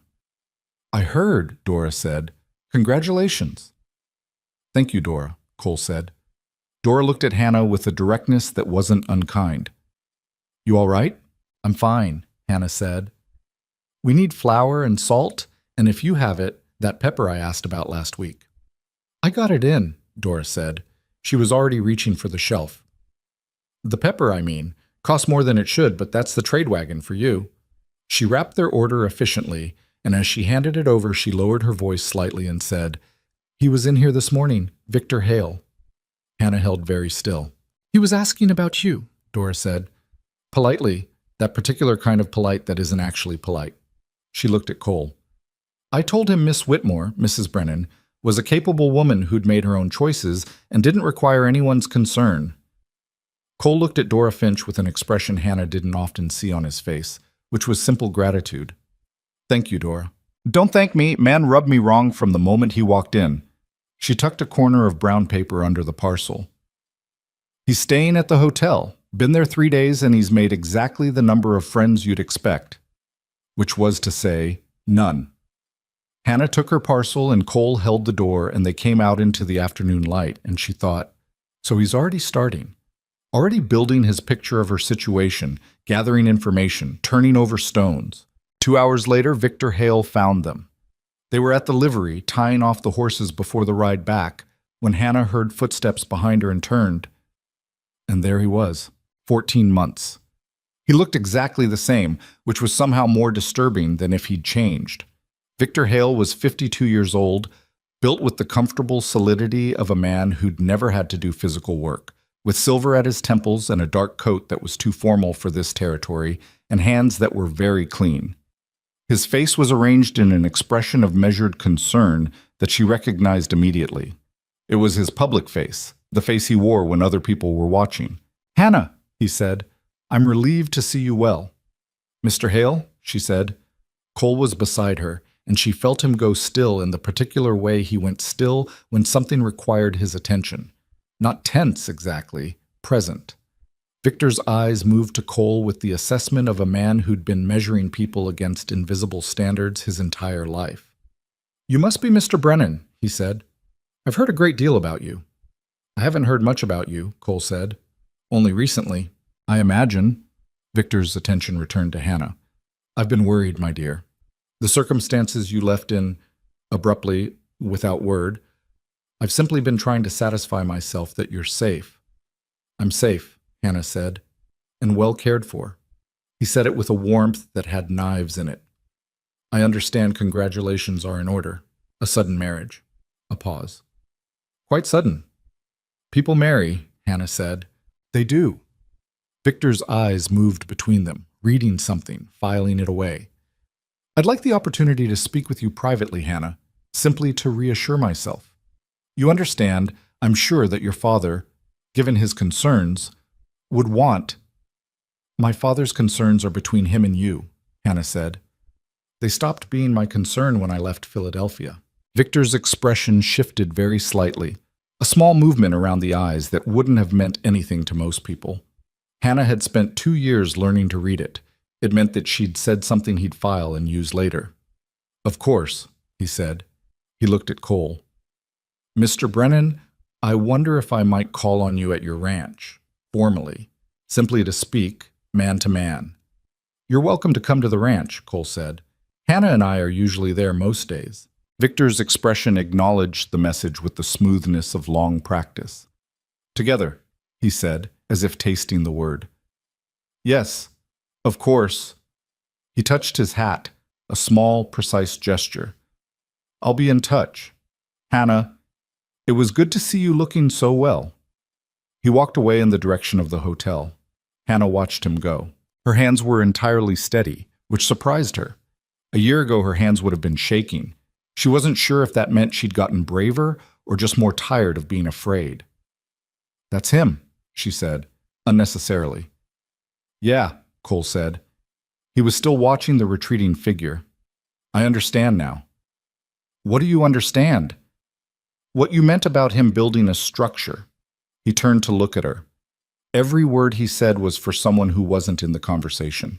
"Everything Victor does is for the audience he's planning on," Hannah said. "He's been practicing that performance for months."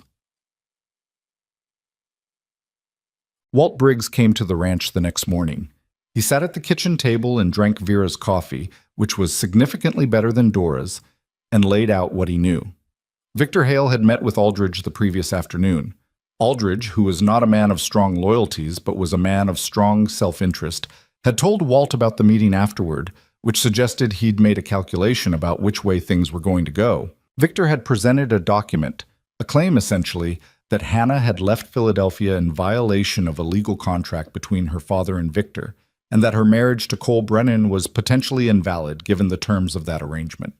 Hannah listened to this without blinking. "A contract between her father and Victor Hale is not a contract she signed," Cole said. "That's exactly right," Walt said. "And in this territory, that argument should have no legal standing.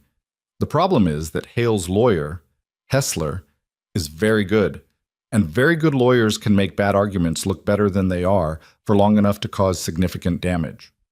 "What kind of damage?" Hannah said. "He could file an injunction questioning the validity of your marriage. He could file a petition regarding your legal status and competence, which you mentioned he'd laid groundwork for in Philadelphia. Either of those buys him time and puts you in a defensive position." Walt looked at her steadily. "He can't win those arguments, but he can make winning them costly." "Costly how?" "Money, time, reputation." Walt looked at Cole. "You'd be tied up in legal proceedings that would affect the ranch's operations. Your credit with the suppliers, people's willingness to do business with you while there's a question mark over your household." Cole was quiet. Hannah watched his face and saw him working through it. "He's counting on us not having the stomach for the fight," Cole said. "That's my read," Walt said. "Then he doesn't know us well enough yet," Cole said. He looked at Hannah. "Do we have what we need to fight it? The documents you gave Walt, is that enough?"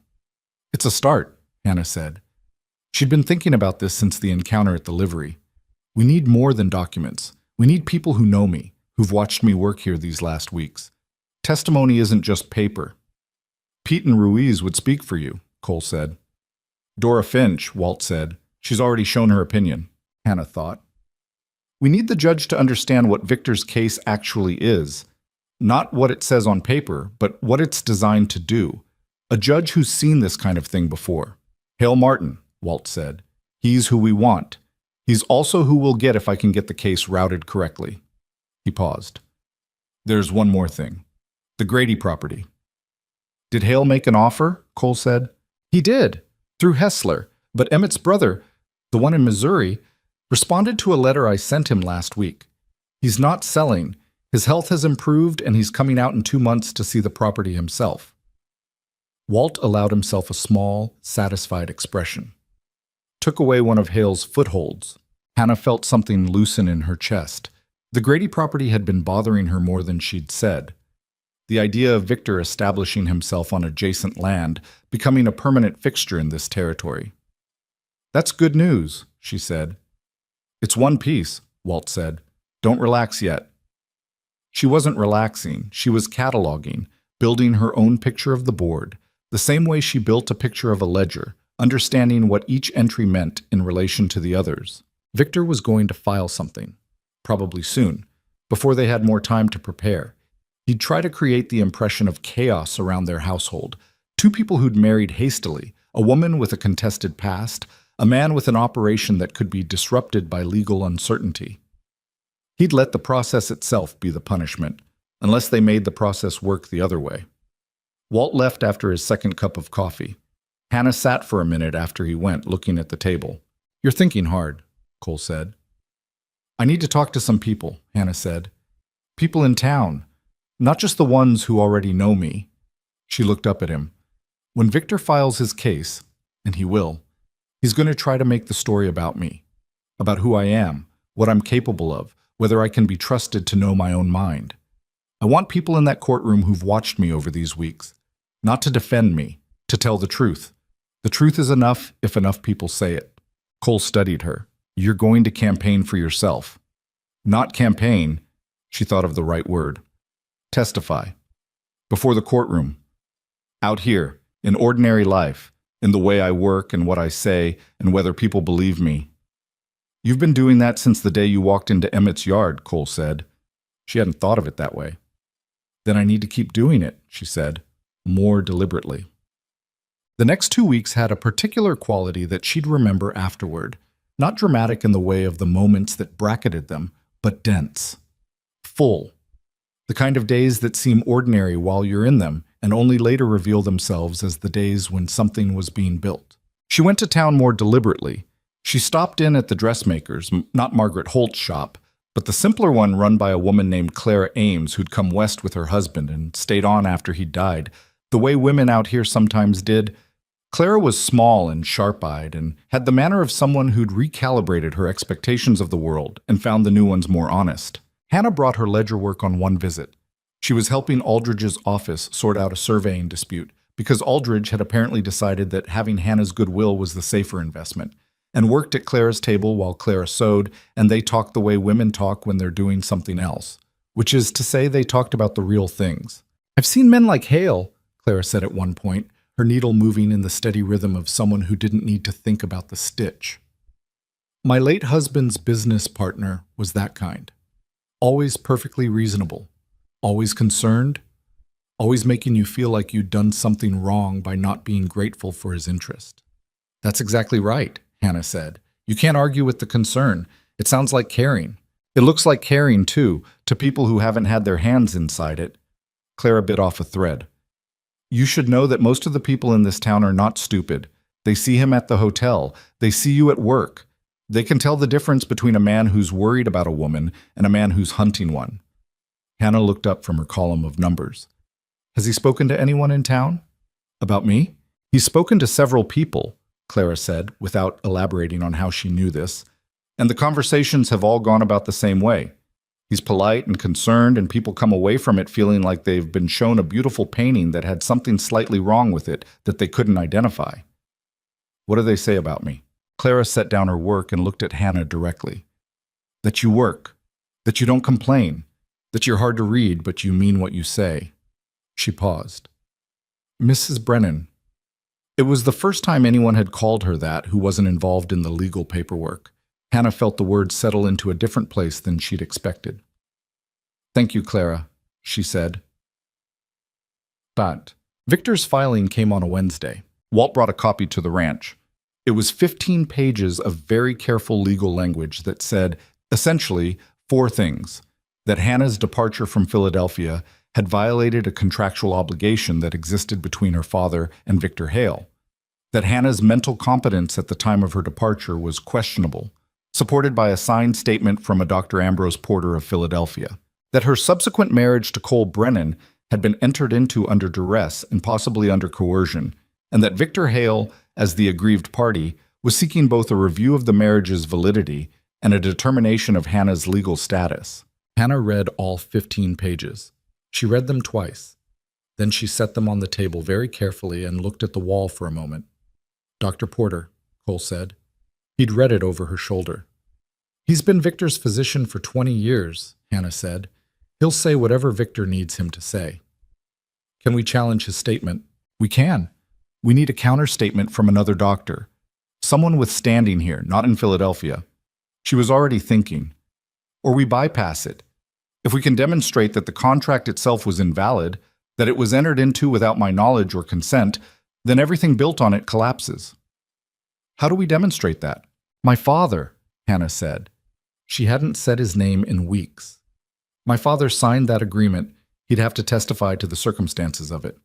She looked at Cole. I don't know if he will. He's not a strong man and Victor has a hold on him. Could you write to him? I could. She considered this. I don't know what good it would do. Try it anyway, Cole said. You don't know what he'll say until you ask. She wrote the letter that evening. It was one of the harder things she'd written. 3 drafts before she found the version that said what needed saying without saying more than he could absorb, without the weight of the anger she'd been carrying, which would only make him close up and retreat. She wrote to him the way she'd once talked to him when she was small, and he was still the person she thought he was.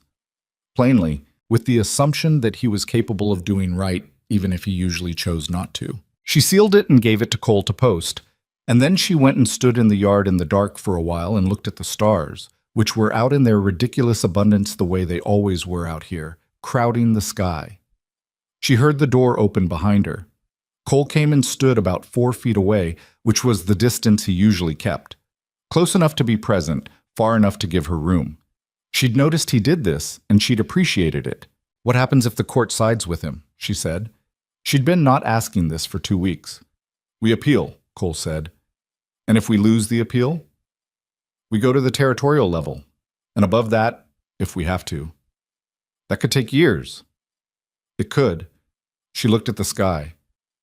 "Would you do that? Spend years fighting this?"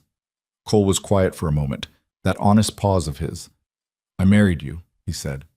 "I knew what that meant." She looked at him.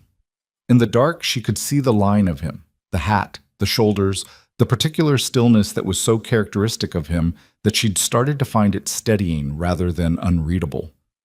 "I'm going to fight him," she said, "in court. I'm going to testify, and I'm going to tell the truth, and I'm going to trust that it's enough. It might not be. I know." She turned back to the sky. "But I've been surviving my whole life on strategies and exits and ways to make myself small enough to slip through. I'm tired of it." She heard her own voice come out with more edge than she'd intended and softened slightly. "I want to try the other thing, just once. Standing in a room and saying what happened and asking people to believe me." Cole was quiet for a beat, then that's what we'll do. She nearly told him she was grateful. She stopped herself because she'd been thinking about what gratitude meant. Not the word, but the reality of it, the weight of it. Whether gratitude between 2 people in their situation was something you said or something you just accumulated.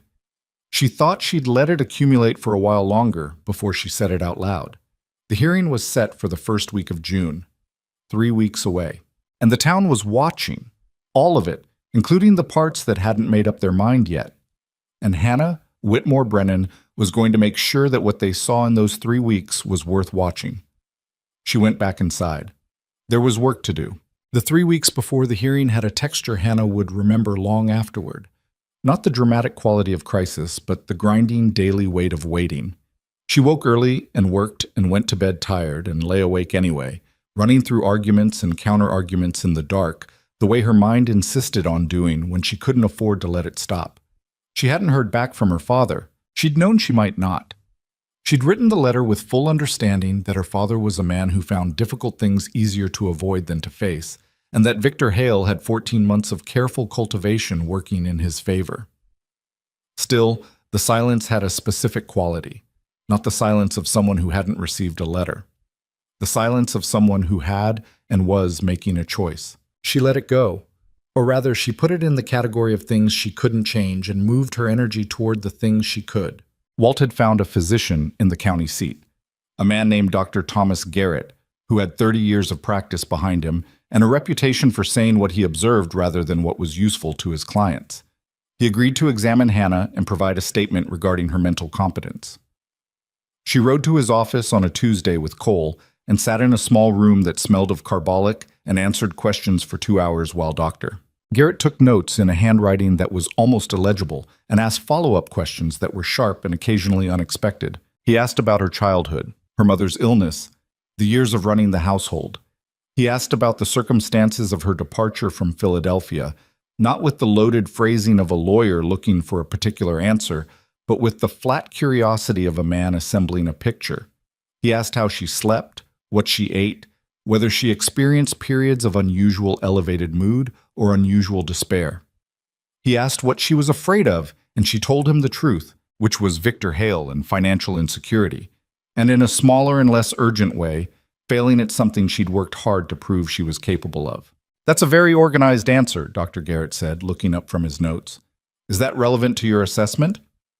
"Disorganized thinking is one of the markers we look for," he said. "Your thinking is not disorganized. I'll note that." She rode back to the ranch feeling strangely wrung out, the way you feel after an examination that requires you to look directly at yourself without the usual softening. The counterstatement from Dr. Garrett arrived at Walt's office 4 days before the hearing. Walt sent word that it was thorough and, in his word, conclusive. Hannah felt something loosen in her chest that had been tight for weeks. 5 days before the hearing, Ruiz came to her in the early morning while she was bringing feed to the horses. He didn't say anything immediately, which was normal for Ruiz. He took a bucket from her and started on the far stall while she did the near ones, and for 2 or 3 minutes there was just the sound of feed hitting the pail and the horses moving and the ordinary noise of a ranch in the morning. Then he said, "There were men on the south fence last night." Hannah stopped. "What men?" "2, maybe 3. Hard to tell in the dark. I found the marks this morning. Horses had stood for a while in one place, then moved east along the property line." He worked his way to the next stall. They didn't come onto the land, but they wanted it known they'd been there. Hannah thought about this carefully. "You didn't tell Cole yet?" "I'm telling you first."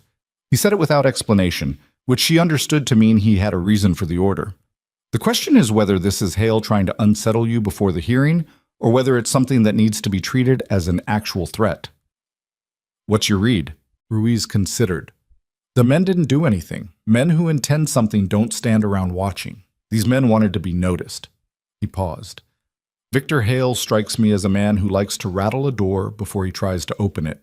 "He is," Hannah said.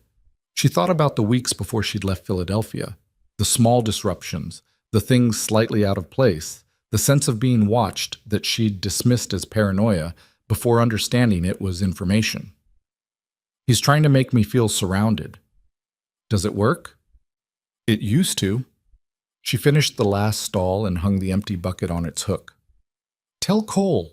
He should know about the fence, and Walt." "I'll tell Cole," Ruiz said. "You tell Walt."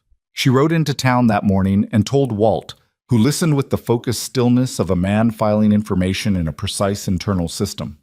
He said he'd put a watch on the South Road, and he said it without drama, the way he said most things. She was on her way back out when she nearly walked into Victor Hale on the boardwalk outside the post office.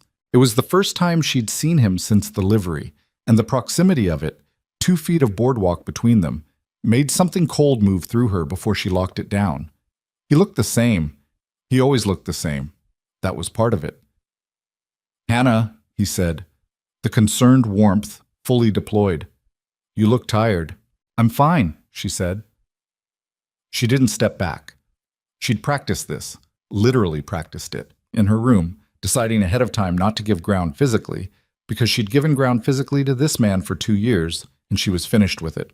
"I hope you understand that nothing I've done is personal," Victor said. He said it in the tone of someone sharing difficult but necessary wisdom. "I've simply been concerned. Your father is concerned. When a young woman makes decisions quickly, under difficult circumstances. Mr. Hale," she kept her voice at a conversational level, which took more effort than it should have. "We'll have an opportunity to make our respective arguments in front of Judge Martin in 5 days. I'd prefer to save it for then." Victor's eyes, pale gray, always slightly calculating even when the rest of his face was warm, moved over her with the particular attention of someone looking for cracks. "You've changed," he said. "Out here. You're harder." "Yes," Hannah said. "I am." She walked past him and didn't look back. Her hands were shaking by the time she reached her horse. She stood with one hand on the saddle and breathed until they stopped, then mounted and rode back toward the ranch. "You've changed. You're harder." He'd meant it as a criticism. She was taking it as a report. The hearing was held in the Red Mesa Courthouse, which was a single room attached to the back of the sheriff's office that served multiple purposes and smelled permanently of old paper and boot leather. Judge Hale Martin had ridden in the day before and was staying at the hotel, which meant he and Victor Hale had presumably passed each other in the hallway, and Hannah allowed herself a small moment of satisfaction imagining Victor's face when he realized who the judge was. Martin was not a man who could be impressed by Philadelphia money. He was a man who'd been impressed a long time ago by enough hard cases to have stopped being impressible by much of anything. The room filled. Hannah hadn't expected that. Red Mesa had approximately 200 residents in the town proper, and it seemed like most of them had found a reason to be in or near the courthouse by 9 in the morning. Walt had anticipated this and opened the windows so people could hear from outside, which was not standard procedure and was very much Walt. She sat at a table beside Walt and their lawyer, a man named Connell, who had a thin, precise face and had reviewed all of Hannah's documents 3 times and told her they had a strong case with the flat certainty of someone who would also tell her if they didn't. Cole sat behind her with Pete and Ruiz. She felt them there without looking. Hessler was at the other table. Victor Hale sat beside him, in the dark coat, impeccably composed. Judge Martin came in and the room settled. The opening arguments took an hour. Hessler was as good as advertised. He built his case with the careful logic of someone constructing a building, each piece supporting the next, the whole structure designed to look inevitable.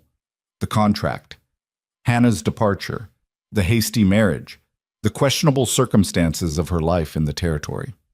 Dr. Porter's statement, which was read aloud and which Hannah sat through with her hands flat on the table in front of her and her face as still as she could make it. The contract had existed. Her father had signed it. She had left without honoring it. Victor Hale had suffered a breach of agreement and a personal injury and was seeking remedy. Then Connell stood up. He was quieter than Hessler and less architecturally elegant, but he was precise in a different way, the way of someone who has found the single structural flaw in the building and intends to press on it until the whole thing comes apart. The contract, Connell argued, was legally unenforceable on its face. A woman was not a property that could be contracted. Any agreement made regarding her person without her knowledge or consent had no legal standing in this territory, and arguably in any territory. Dr. Porter's statement was the testimony of a physician employed by Victor Hale regarding a patient he had seen under circumstances entirely controlled by Victor Hale. And Hannah Whitmore Brennan was present in this courtroom, married of her own free will, employed in legitimate work, possessed of full mental clarity, and prepared to testify to all of this herself. Judge Martin looked at Hannah over the top of his spectacles. "Mrs. Brennan," he said, "you'll take the stand." She stood. She'd thought about this moment for 3 weeks. She'd considered how to dress, how to hold herself, whether to look at the judge or the room or Victor. She'd rehearsed answers to the questions Connell had prepared her for, and tried to anticipate the ones Hessler would ask that she couldn't prepare for. But when she was actually standing in front of the room, the packed, hot, attentive room with its smell of old paper and its windows open to the June morning, she found that what she had prepared and what she actually needed were 2 different things.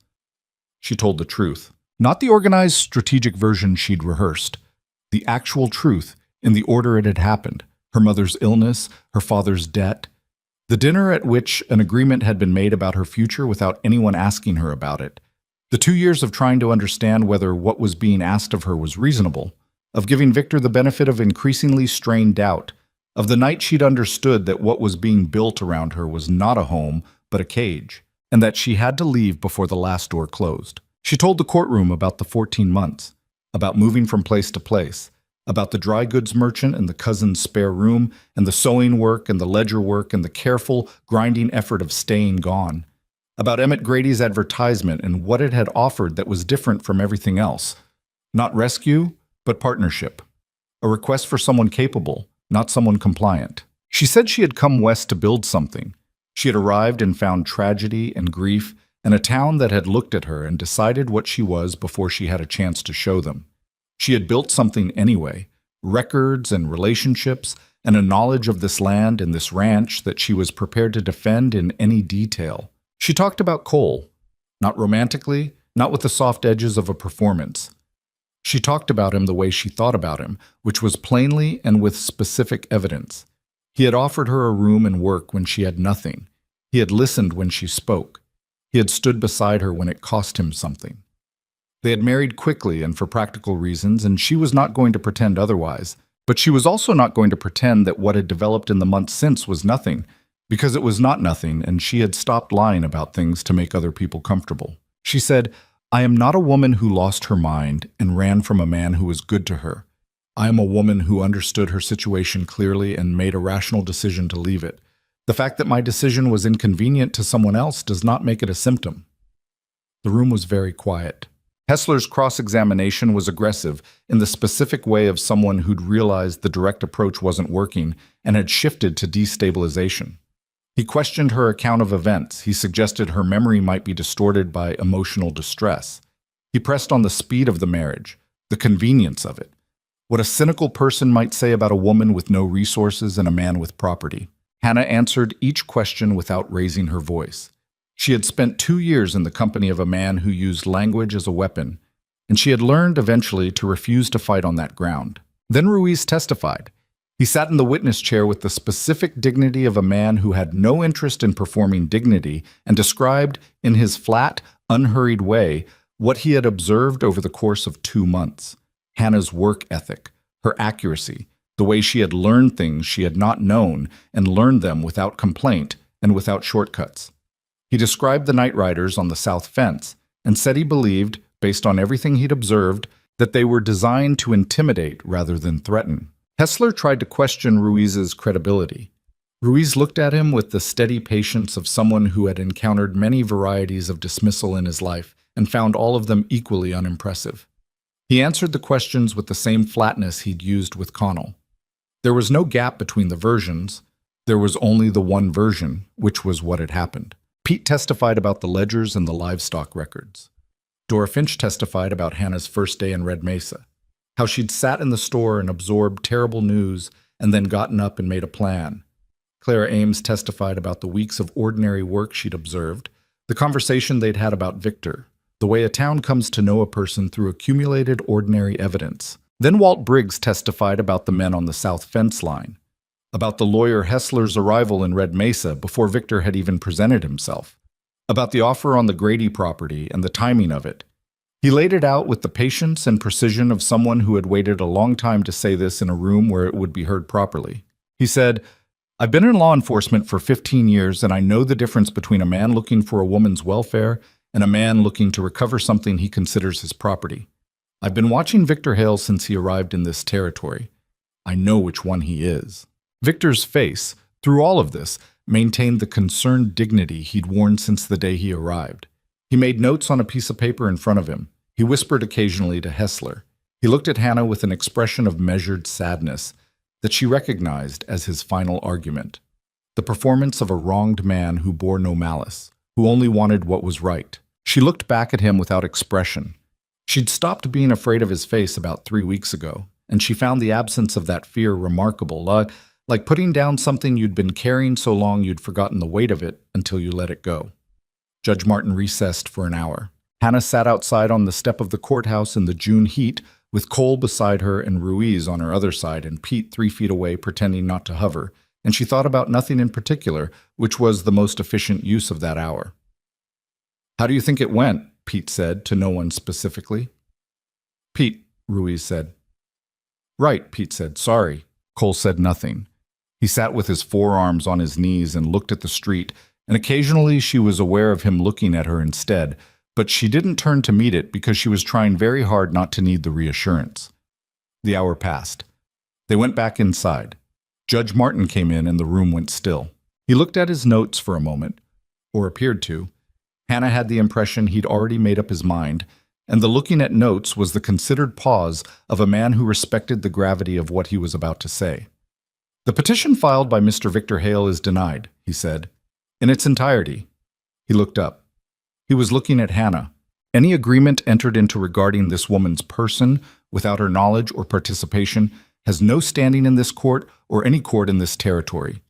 Her marriage to Cole Brennan is legal, valid, and recognized. Her mental competence is established and unchallenged by credible evidence. The matter is closed.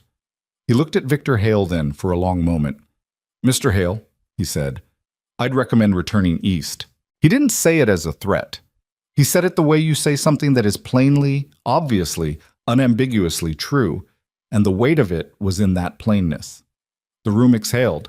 Hannah sat very still. She had not let herself anticipate this moment because she'd been afraid of what it would feel like if it went the other way, and now that it had gone the right way, she didn't entirely know what to do with it. She felt Cole's hand cover hers on the table, just for a second, just a brief, solid pressure, and then he took it away. And she pressed her palm flat against the wood and held it there. Around her, the room was moving, people standing and talking, Pete saying something loud to Ruiz that Ruiz was ignoring, Walt nodding at her from across the room with the economical satisfaction of a man who'd done what he set out to do. At the other table, Hessler was already packing his papers with the brisk efficiency of a man whose next engagement was elsewhere. Victor Hale sat for a moment after Hessler began moving. He sat with his hands folded and his composure intact, the last available expression of control, to be the one who chose when to stand. Then he stood. He looked at Hannah once, across the room. Not the concerned warmth, not the measured sadness. Something more honest than that, and less comfortable. The look of a man who has encountered a wall where he expected an open door. She held his gaze and felt nothing in particular, which was the truest measure of how far she'd come. Then he picked up his hat and walked out. Hannah let out a breath she'd been holding for so long she couldn't remember when she'd started. The woman she'd been 2 months ago would have cried, she thought. The woman she'd been in Philadelphia would have cried from relief and from the strangeness of being in a room where people had spoken for her and the verdict had gone her way. She didn't cry. She felt tired and solid and clear, the way the air feels after a long storm. When it's finally still and the ground has taken in all the water it can hold and the sky looks like it means it. Cole came around the table and stood beside her and looked at the door Victor had gone through. "He'll file an appeal," Hannah said. "Probably," Cole said. "In a different court. Somewhere he thinks he has more leverage." "Maybe." He turned to look at her. "We'll deal with it if he does." She looked at him. All around them the room was still moving, still full of the aftersound of something significant, but in the small circle of their conversation, it was quiet. "Thank you," she said, "for all of it. I know I said I'd stop thanking you, but this one I have to say." Cole looked at her with that expression she'd been accumulating, the one she'd stopped trying to fully decode and started simply receiving. "You did that yourself," he said. "Every bit of it. You were there." "Yeah," he said. "I was." Pete appeared at Cole's shoulder wearing an expression of barely contained celebration. "Can we eat now?" he said. "I've been holding it together since 8 this morning, and I'm about at my limit. Despite everything, the week, the hearing, the hour of waiting, the weight of what had just happened." Hannah laughed. It came out of her without warning, real and slightly startled, and Cole looked at her when she did it with an expression that she would not classify for some time, but that she felt precisely and without confusion, in the center of her chest. "Yes, Pete," she said, "we can eat." They ate at Dora Finch's place because Dora had apparently anticipated the outcome with enough confidence to have started a pot of beef stew at noon and baked 2 pies by 2 in the afternoon, which either meant she had better faith in the legal system than most people, or she'd made the food anyway and was prepared to eat it alone if things went badly.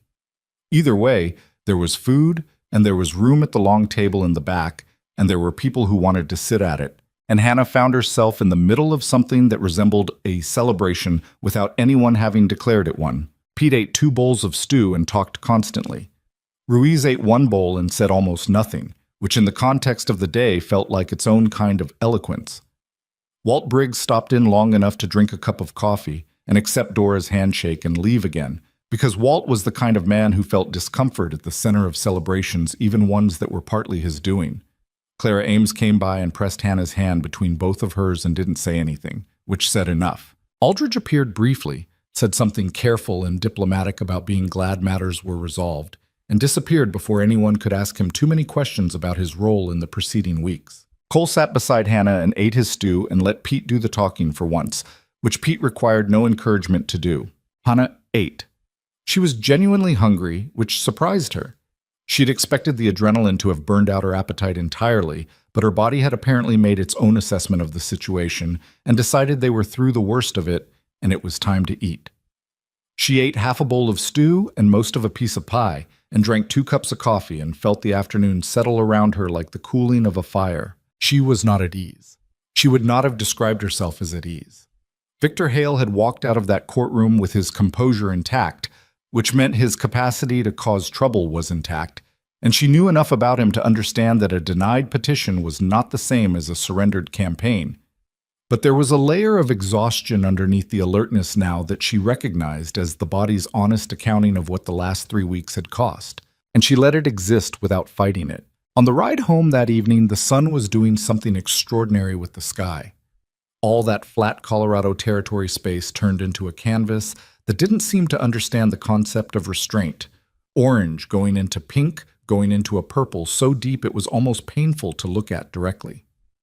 Hannah watched it from the back of Patience, who had grown accustomed to the return journey from town and moved at a comfortable, self-directed pace. "You're quiet again," Cole said. "Still thinking. About Victor? About what comes next?" She watched the colors shift. "He won't appeal, not immediately. He'll go back east and wait and see if we stumble on our own. Men like Victor are patient. They don't escalate when there's no audience for it." "You think he'll come back?" "I think he'll watch," she said. "There's a difference." She glanced at Cole.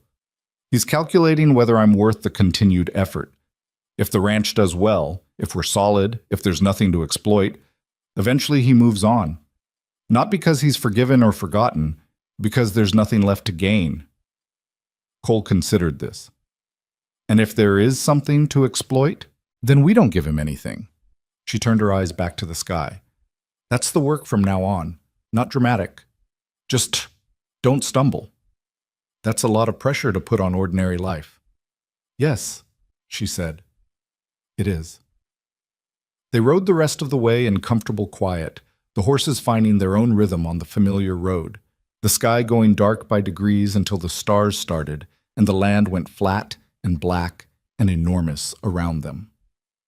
July came in hot and immediate, the kind of heat that arrived with no apology and settled over the territory like a judgment. The cattle moved sluggishly. The creek level dropped 3 inches in 2 weeks. Hannah tracked the water table numbers against the previous year's records, which she'd found filed in the back of the older ledger, and told Cole they had a month before they'd need to think about relocating the herd to the north pasture where the spring-fed section would last longer. Cole looked at her numbers for a long moment and then said, "The north pasture fence needs work." "I know. Ruiz said last week. I put it in the maintenance log." "When did we start a maintenance log?" 6 weeks ago." She turned a page. "You signed off on it. You may not have read it." Cole looked at the ceiling briefly. "All right," he said. "North pasture fence this week." "I already told Ruiz," Hannah said. There was a pause. "You told Ruiz before you told me," Cole said. "Ruiz acts faster. I told you afterwards so you'd know what was happening." Cole looked at her with an expression that walked the line between exasperated and something warmer. "Is this how this is going to work?" "Probably," Hannah said. He made that sound, the almost laugh. "All right," he said. "Fine." This was roughly how most of their operational conversations went. Hannah had expected that coming into a working partnership with someone after the fact of marriage might be fraught. 2 people who'd agreed to share a life before they'd agreed on how to share a kitchen, which was honestly the harder negotiation. But Cole turned out to be a man who cared more about whether things worked than whether he was the one who'd decided how they'd work, which was either good management or good character, and she suspected it was both. They disagreed about things. That mattered. She'd lived in situations where disagreement was suppressed, and the artificial smoothness of those situations had always felt like a warning sign. Cole had opinions about how to handle the cattle in the heat that differed from what the numbers suggested to Hannah, and they had a conversation about it that was not entirely gentle, and eventually they split the difference and were both partly wrong and both partly right, and neither of them mentioned it again. She was wrong about the water table timeline by about a week and a half, which she noted in the records and corrected for future reference. Cole didn't say "I told you so," which she appreciated. She wouldn't have said it to him either. In August, a letter arrived from her father. She almost didn't open it right away. She set it on the table in the kitchen and went and did other things for an hour. Checked on a section of fence that Pete had flagged, worked through the month's accounts, helped Vera with a batch of preserves, and then came back and sat down with it. She wasn't sure what she was afraid of finding. Reproach, perhaps. Justification of the choices he'd made. The particular sadness of a person who's chosen the wrong thing and wants you to understand the circumstances that led to it. What she found was different from any of those. "Dear Hannah, I have received your letter and I have sat with it for some weeks before finding the words. I understand if this is too late. I imagine it may be. The hearing is over by now, and I hope the outcome was what you needed it to be. I should have written sooner, and I am not going to explain why I didn't, because you already understand it, and an explanation would only be more words in service of myself. I want to say this plainly. I was wrong. The arrangement I made with Victor Hale was wrong. What I asked you to endure was wrong. I've been telling myself for 2 years that it was the best option available to me, which was true in the most limited possible sense and false in every way that matters. I don't expect forgiveness. I'm asking only that you know I understand what I did. Your mother would have been ashamed of me, which I find that I can feel now in a way I couldn't bring myself to feel before. I hope you are well. I hope the man you married deserves you. Your father. Hannah read it twice. Then she folded it along its creases and held it on her lap. It was not a complete accounting. There were things in it she would have said differently, things he still didn't quite name, a softness at the edges where there should have been more precision. But it was more than she'd expected and more than she'd had from him in years, and she found that she could hold both of those things at once, the inadequacy and the sincerity, without needing to resolve them into a single clean emotion. She wrote him back that evening. It was a short letter. She told him about the ranch, about the water table situation, and the north pasture, and the way the summer heat came down here in a way she hadn't expected. She told him she was well. She told him the man she married was trying, which she meant as the highest compliment she knew how to give anyone.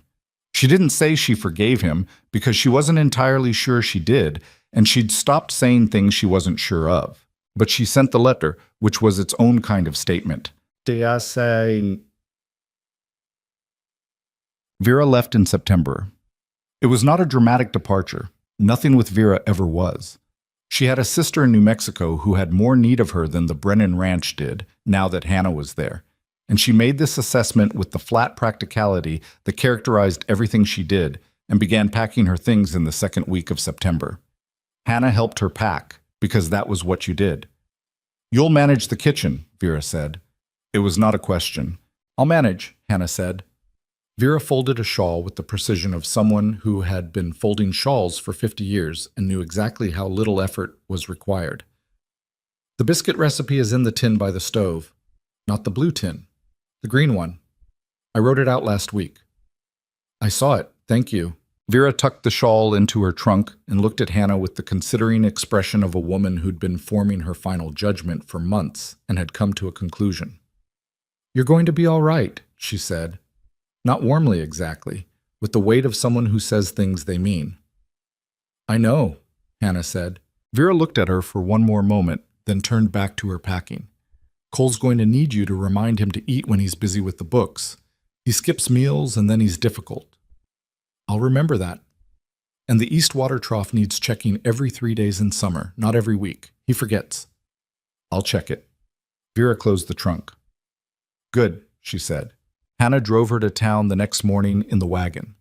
They talked about practical things the whole way, the preserves and the root cellar inventory and the supplier in the county seat who was reliable versus the one who wasn't. At the stage depot, Vera shook Hannah's hand with the firm grip of a woman who did not hug people. Vera, Hannah said, thank you for everything. Vera picked up her bag. I knew from the second week you'd be fine, she said. The chicken coop. The chicken coop, Hannah said. A woman who fixes a latch no one asked her to fix understands how a household works. Vera allowed herself the smallest possible expression of satisfaction. That's all. She boarded the stage and didn't look back, which was very much Vera, and Hannah stood in the depot and watched the coach pull away and felt the specific weight of the loss of someone who'd been acerbic and real, and never once made Hannah feel small for needing to learn things. In October, Emmett Grady's brother arrived. His name was Walter Grady, different Walter from the sheriff. And he was 56 years old, lean and sun-damaged from a life spent outdoors, with Emmett's same careful quality about him, but looser in the social manner, easier to talk to. He came to the ranch the day after he arrived in Red Mesa, because Walt Briggs had apparently told him about Hannah, and he'd wanted to meet her. They sat on the porch in the October afternoon, which was cool and clear in the particular way of Colorado autumn, the sky that specific shade of blue that seems more serious than summer blue. He wrote about you, Walter Grady said. He held his coffee cup in both hands, the same way Hannah sometimes did. Not a lot.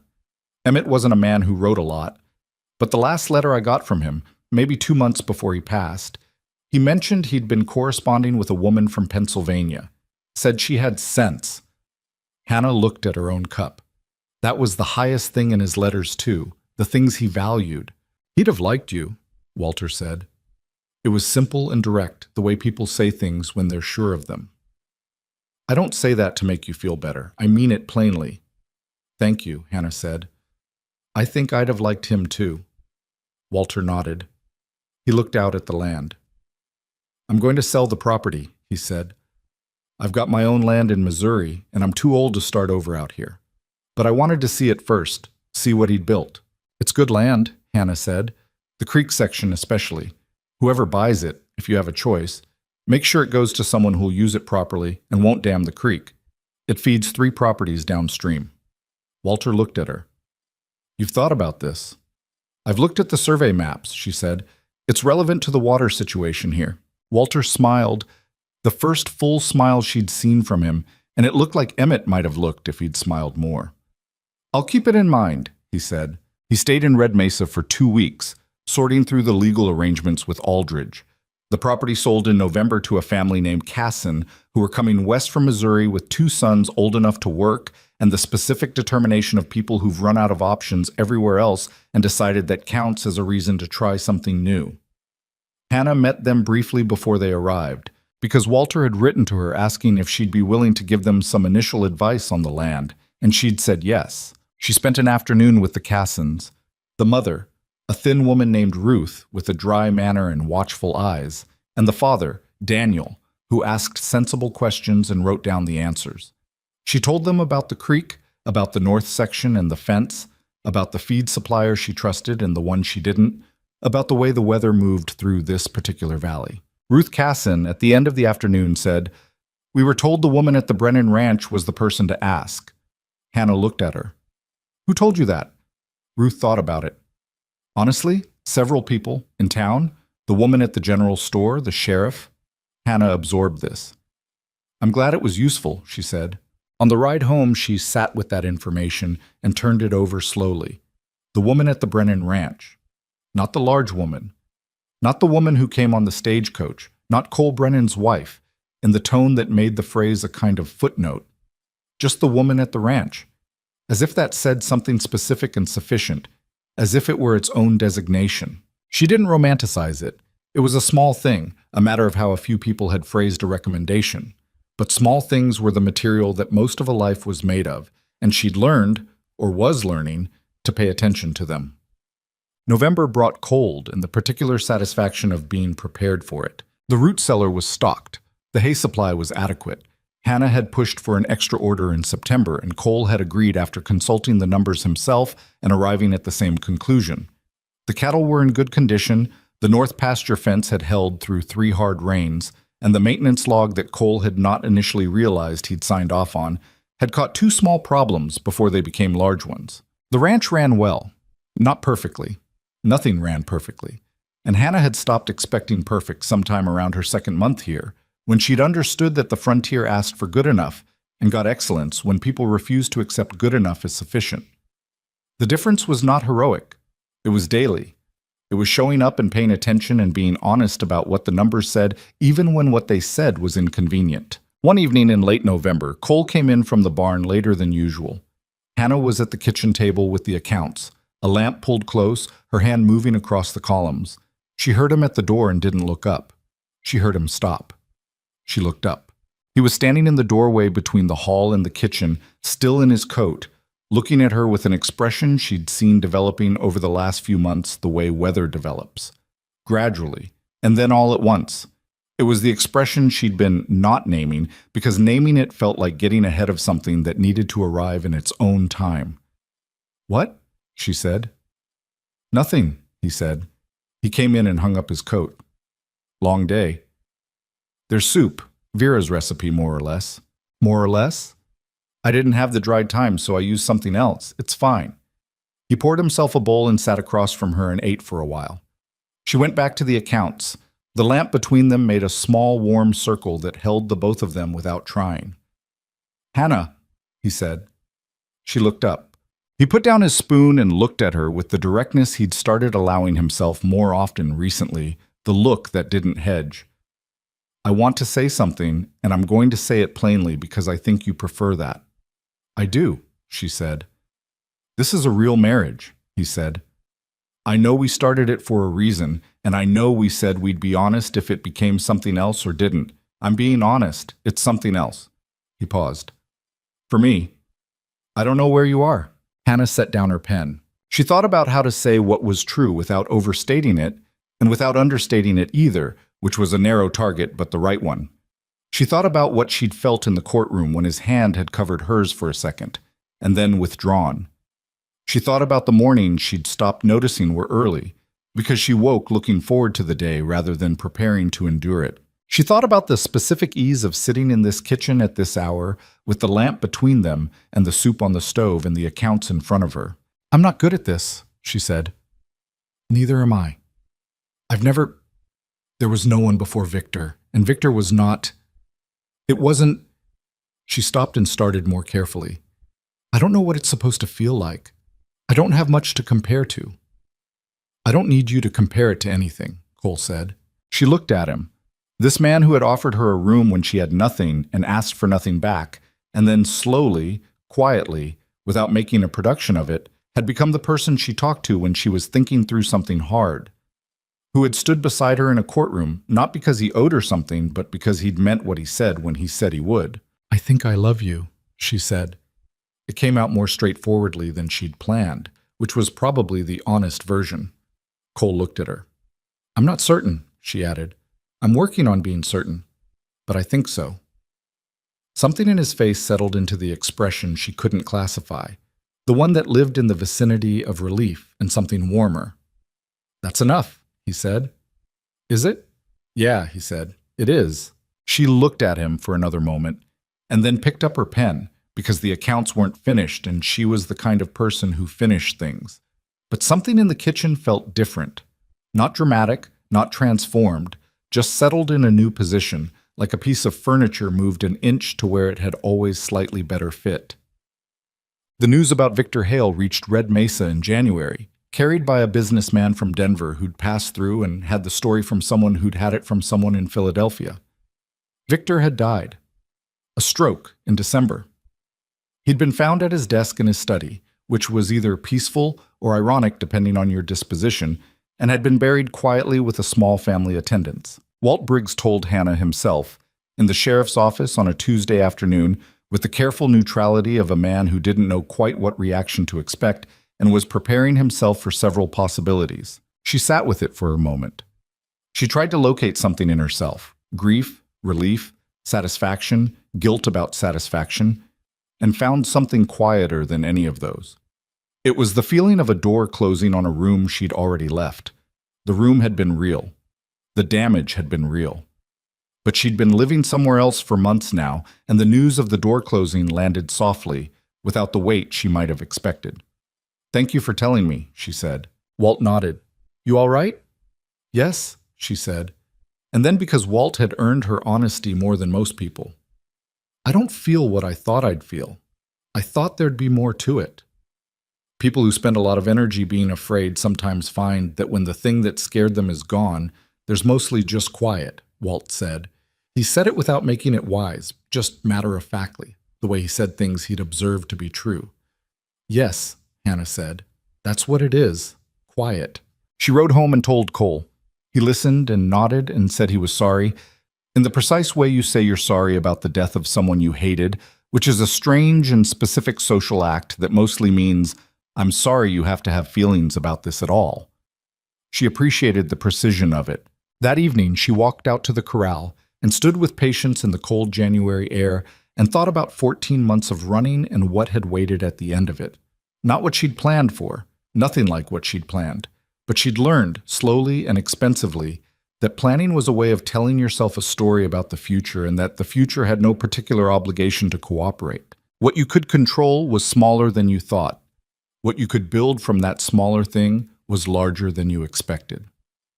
The ranch changed in the year that followed, and it changed because Hannah changed it. Not through any single dramatic decision, through the accumulated weight of small ones. She renegotiated their feed contract in the spring and saved enough to repair the barn roof before summer. She identified a market for early season beef in the county seat that no one had been supplying consistently, and they began supplying it. She worked with Pete to develop a culling system for the herd that improved their average weight by the following autumn. She kept the books with a precision that let Cole make decisions based on accurate information rather than estimates, which turned out to make a significant difference. People came to her for advice the way Ruth Casson had, and she gave it without pretension and without withholding. If she knew something useful, she said it. Clara Ames started directing new settlers to her for counsel on water rights and land management. Dora Finch began asking her to look over supply contracts before she signed them. Aldridge, after the initial awkwardness of having been on the wrong side of her situation, settled into a professional relationship with her that was mutually useful and occasionally almost warm. The town's opinion of her shifted in the way opinions shift when they're built on accumulated evidence rather than first impressions. Not all at once. Not uniformly. Margaret Holt's dressmaking shop remained a climate of pointed cordiality for considerably longer than Hannah would have liked, and there were always people who'd made up their minds early and found it difficult to update. But the majority, the broad ordinary center of a small community that was mostly made up of people who wanted practical things and responded to practical competence, came around to a view of Hannah Whitmore Brennan that was not what it had been when she stepped off a stagecoach with nowhere to go. They came to know her as someone who showed up, who answered questions straight, who could tell you what your feed costs should be and why yours were wrong and what to do about it, who had learned to ride on a gray mare named Patience and was still not graceful about it and had stopped caring. She was 30 years old when she understood, clearly and without needing to turn it over further, that she loved Cole. Not with the uncertainty of that kitchen conversation in November, with the settled knowledge of someone who'd watched a person in all the ordinary circumstances that reveal character, who'd disagreed with him and been disagreed with, who'd seen him lose his temper once over a broken wagon axle and then be embarrassed about it, who'd watched him with Pete in the particular way he had of teaching things without making people feel like they were being taught. She loved him the way you love something that's become necessary, not because it's perfect, but because it's real and it's yours. She told him this on a Sunday in March outside, because the day was warm enough to stand outside and she'd been thinking it long enough that it needed to be said. "I'm certain now," she said. "What I said in November. I'm certain." Cole looked at her with the expression she'd finally named sometime in February, which was simply, "You." Just that. The look of someone for whom you have become the specific person they were looking for without knowing what they were looking for. "Yeah," he said. "Me too." They stood there for a moment in the March air, the horses moving in the corral, the sound of Pete and Ruiz doing something involving a disagreement about a fence post in the distance. Ordinary life, in all its unremarkable persistence. "That's enough talking about it, I think," Hannah said. "Agreed," said Cole. There are things that don't resolve neatly. Hannah knew this and kept knowing it. Her father wrote a few more times, and she wrote back, and the correspondence was careful on both sides. The words of people navigating a relationship that had been damaged and couldn't be fully repaired, but could, perhaps, over time become something smaller and more honest than what it had been. She didn't know if they'd ever see each other again. She held that uncertainty without trying to close it. She thought sometimes about Emmett Grady, about the 12 letters in their soft folds and the careful penmanship, and the man she'd traveled 1,000 miles to meet and never met. She thought the story of that could have broken her, the waste of it, the tragedy of arriving too late. And instead it had brought her here, which was not what she'd planned, and was more than she'd hoped for. She was not sentimental enough to call it fate. She was honest enough to call it luck, which is the real name for the unpredictable collision of circumstances and character that occasionally lands you somewhere better than you expected. She'd arrived with nothing and built something real.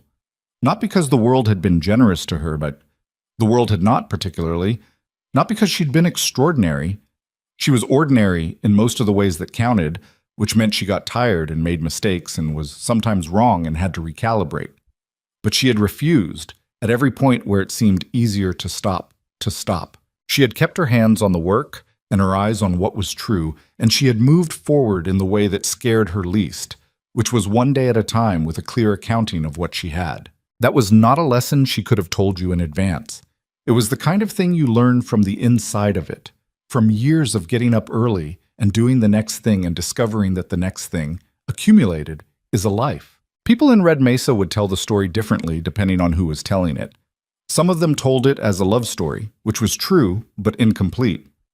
Some told it as a legal story, which was also true and also incomplete. Some told it as a story about Victor Hale and his defeat, which missed the point considerably. The closest version was the one Dora Finch told, years later, to a young woman who'd arrived in Red Mesa alone on a freight wagon with a trunk and nowhere particular to go.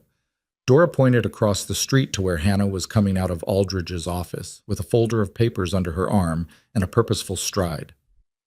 "That woman," Dora said, "came here with nothing. And she didn't wait for anyone to give her something. She just kept working until what she'd built was worth having." The young woman looked at Hannah Whitmore Brennan, who was 33 years old and knew the water table of 3 adjacent properties and the feed costs of every ranching operation within 20 miles, and the name of every horse she'd ever ridden, including the gray mare, whose patience had outlasted her own stubbornness. "Did it work?" the young woman asked. Dora looked at her. "Look at her," she said. "What do you think?" Hannah crossed the street without looking back, because there was work to do and the afternoon was running short and Patience was tied at the post outside the general store waiting to go home, and home was worth getting back to.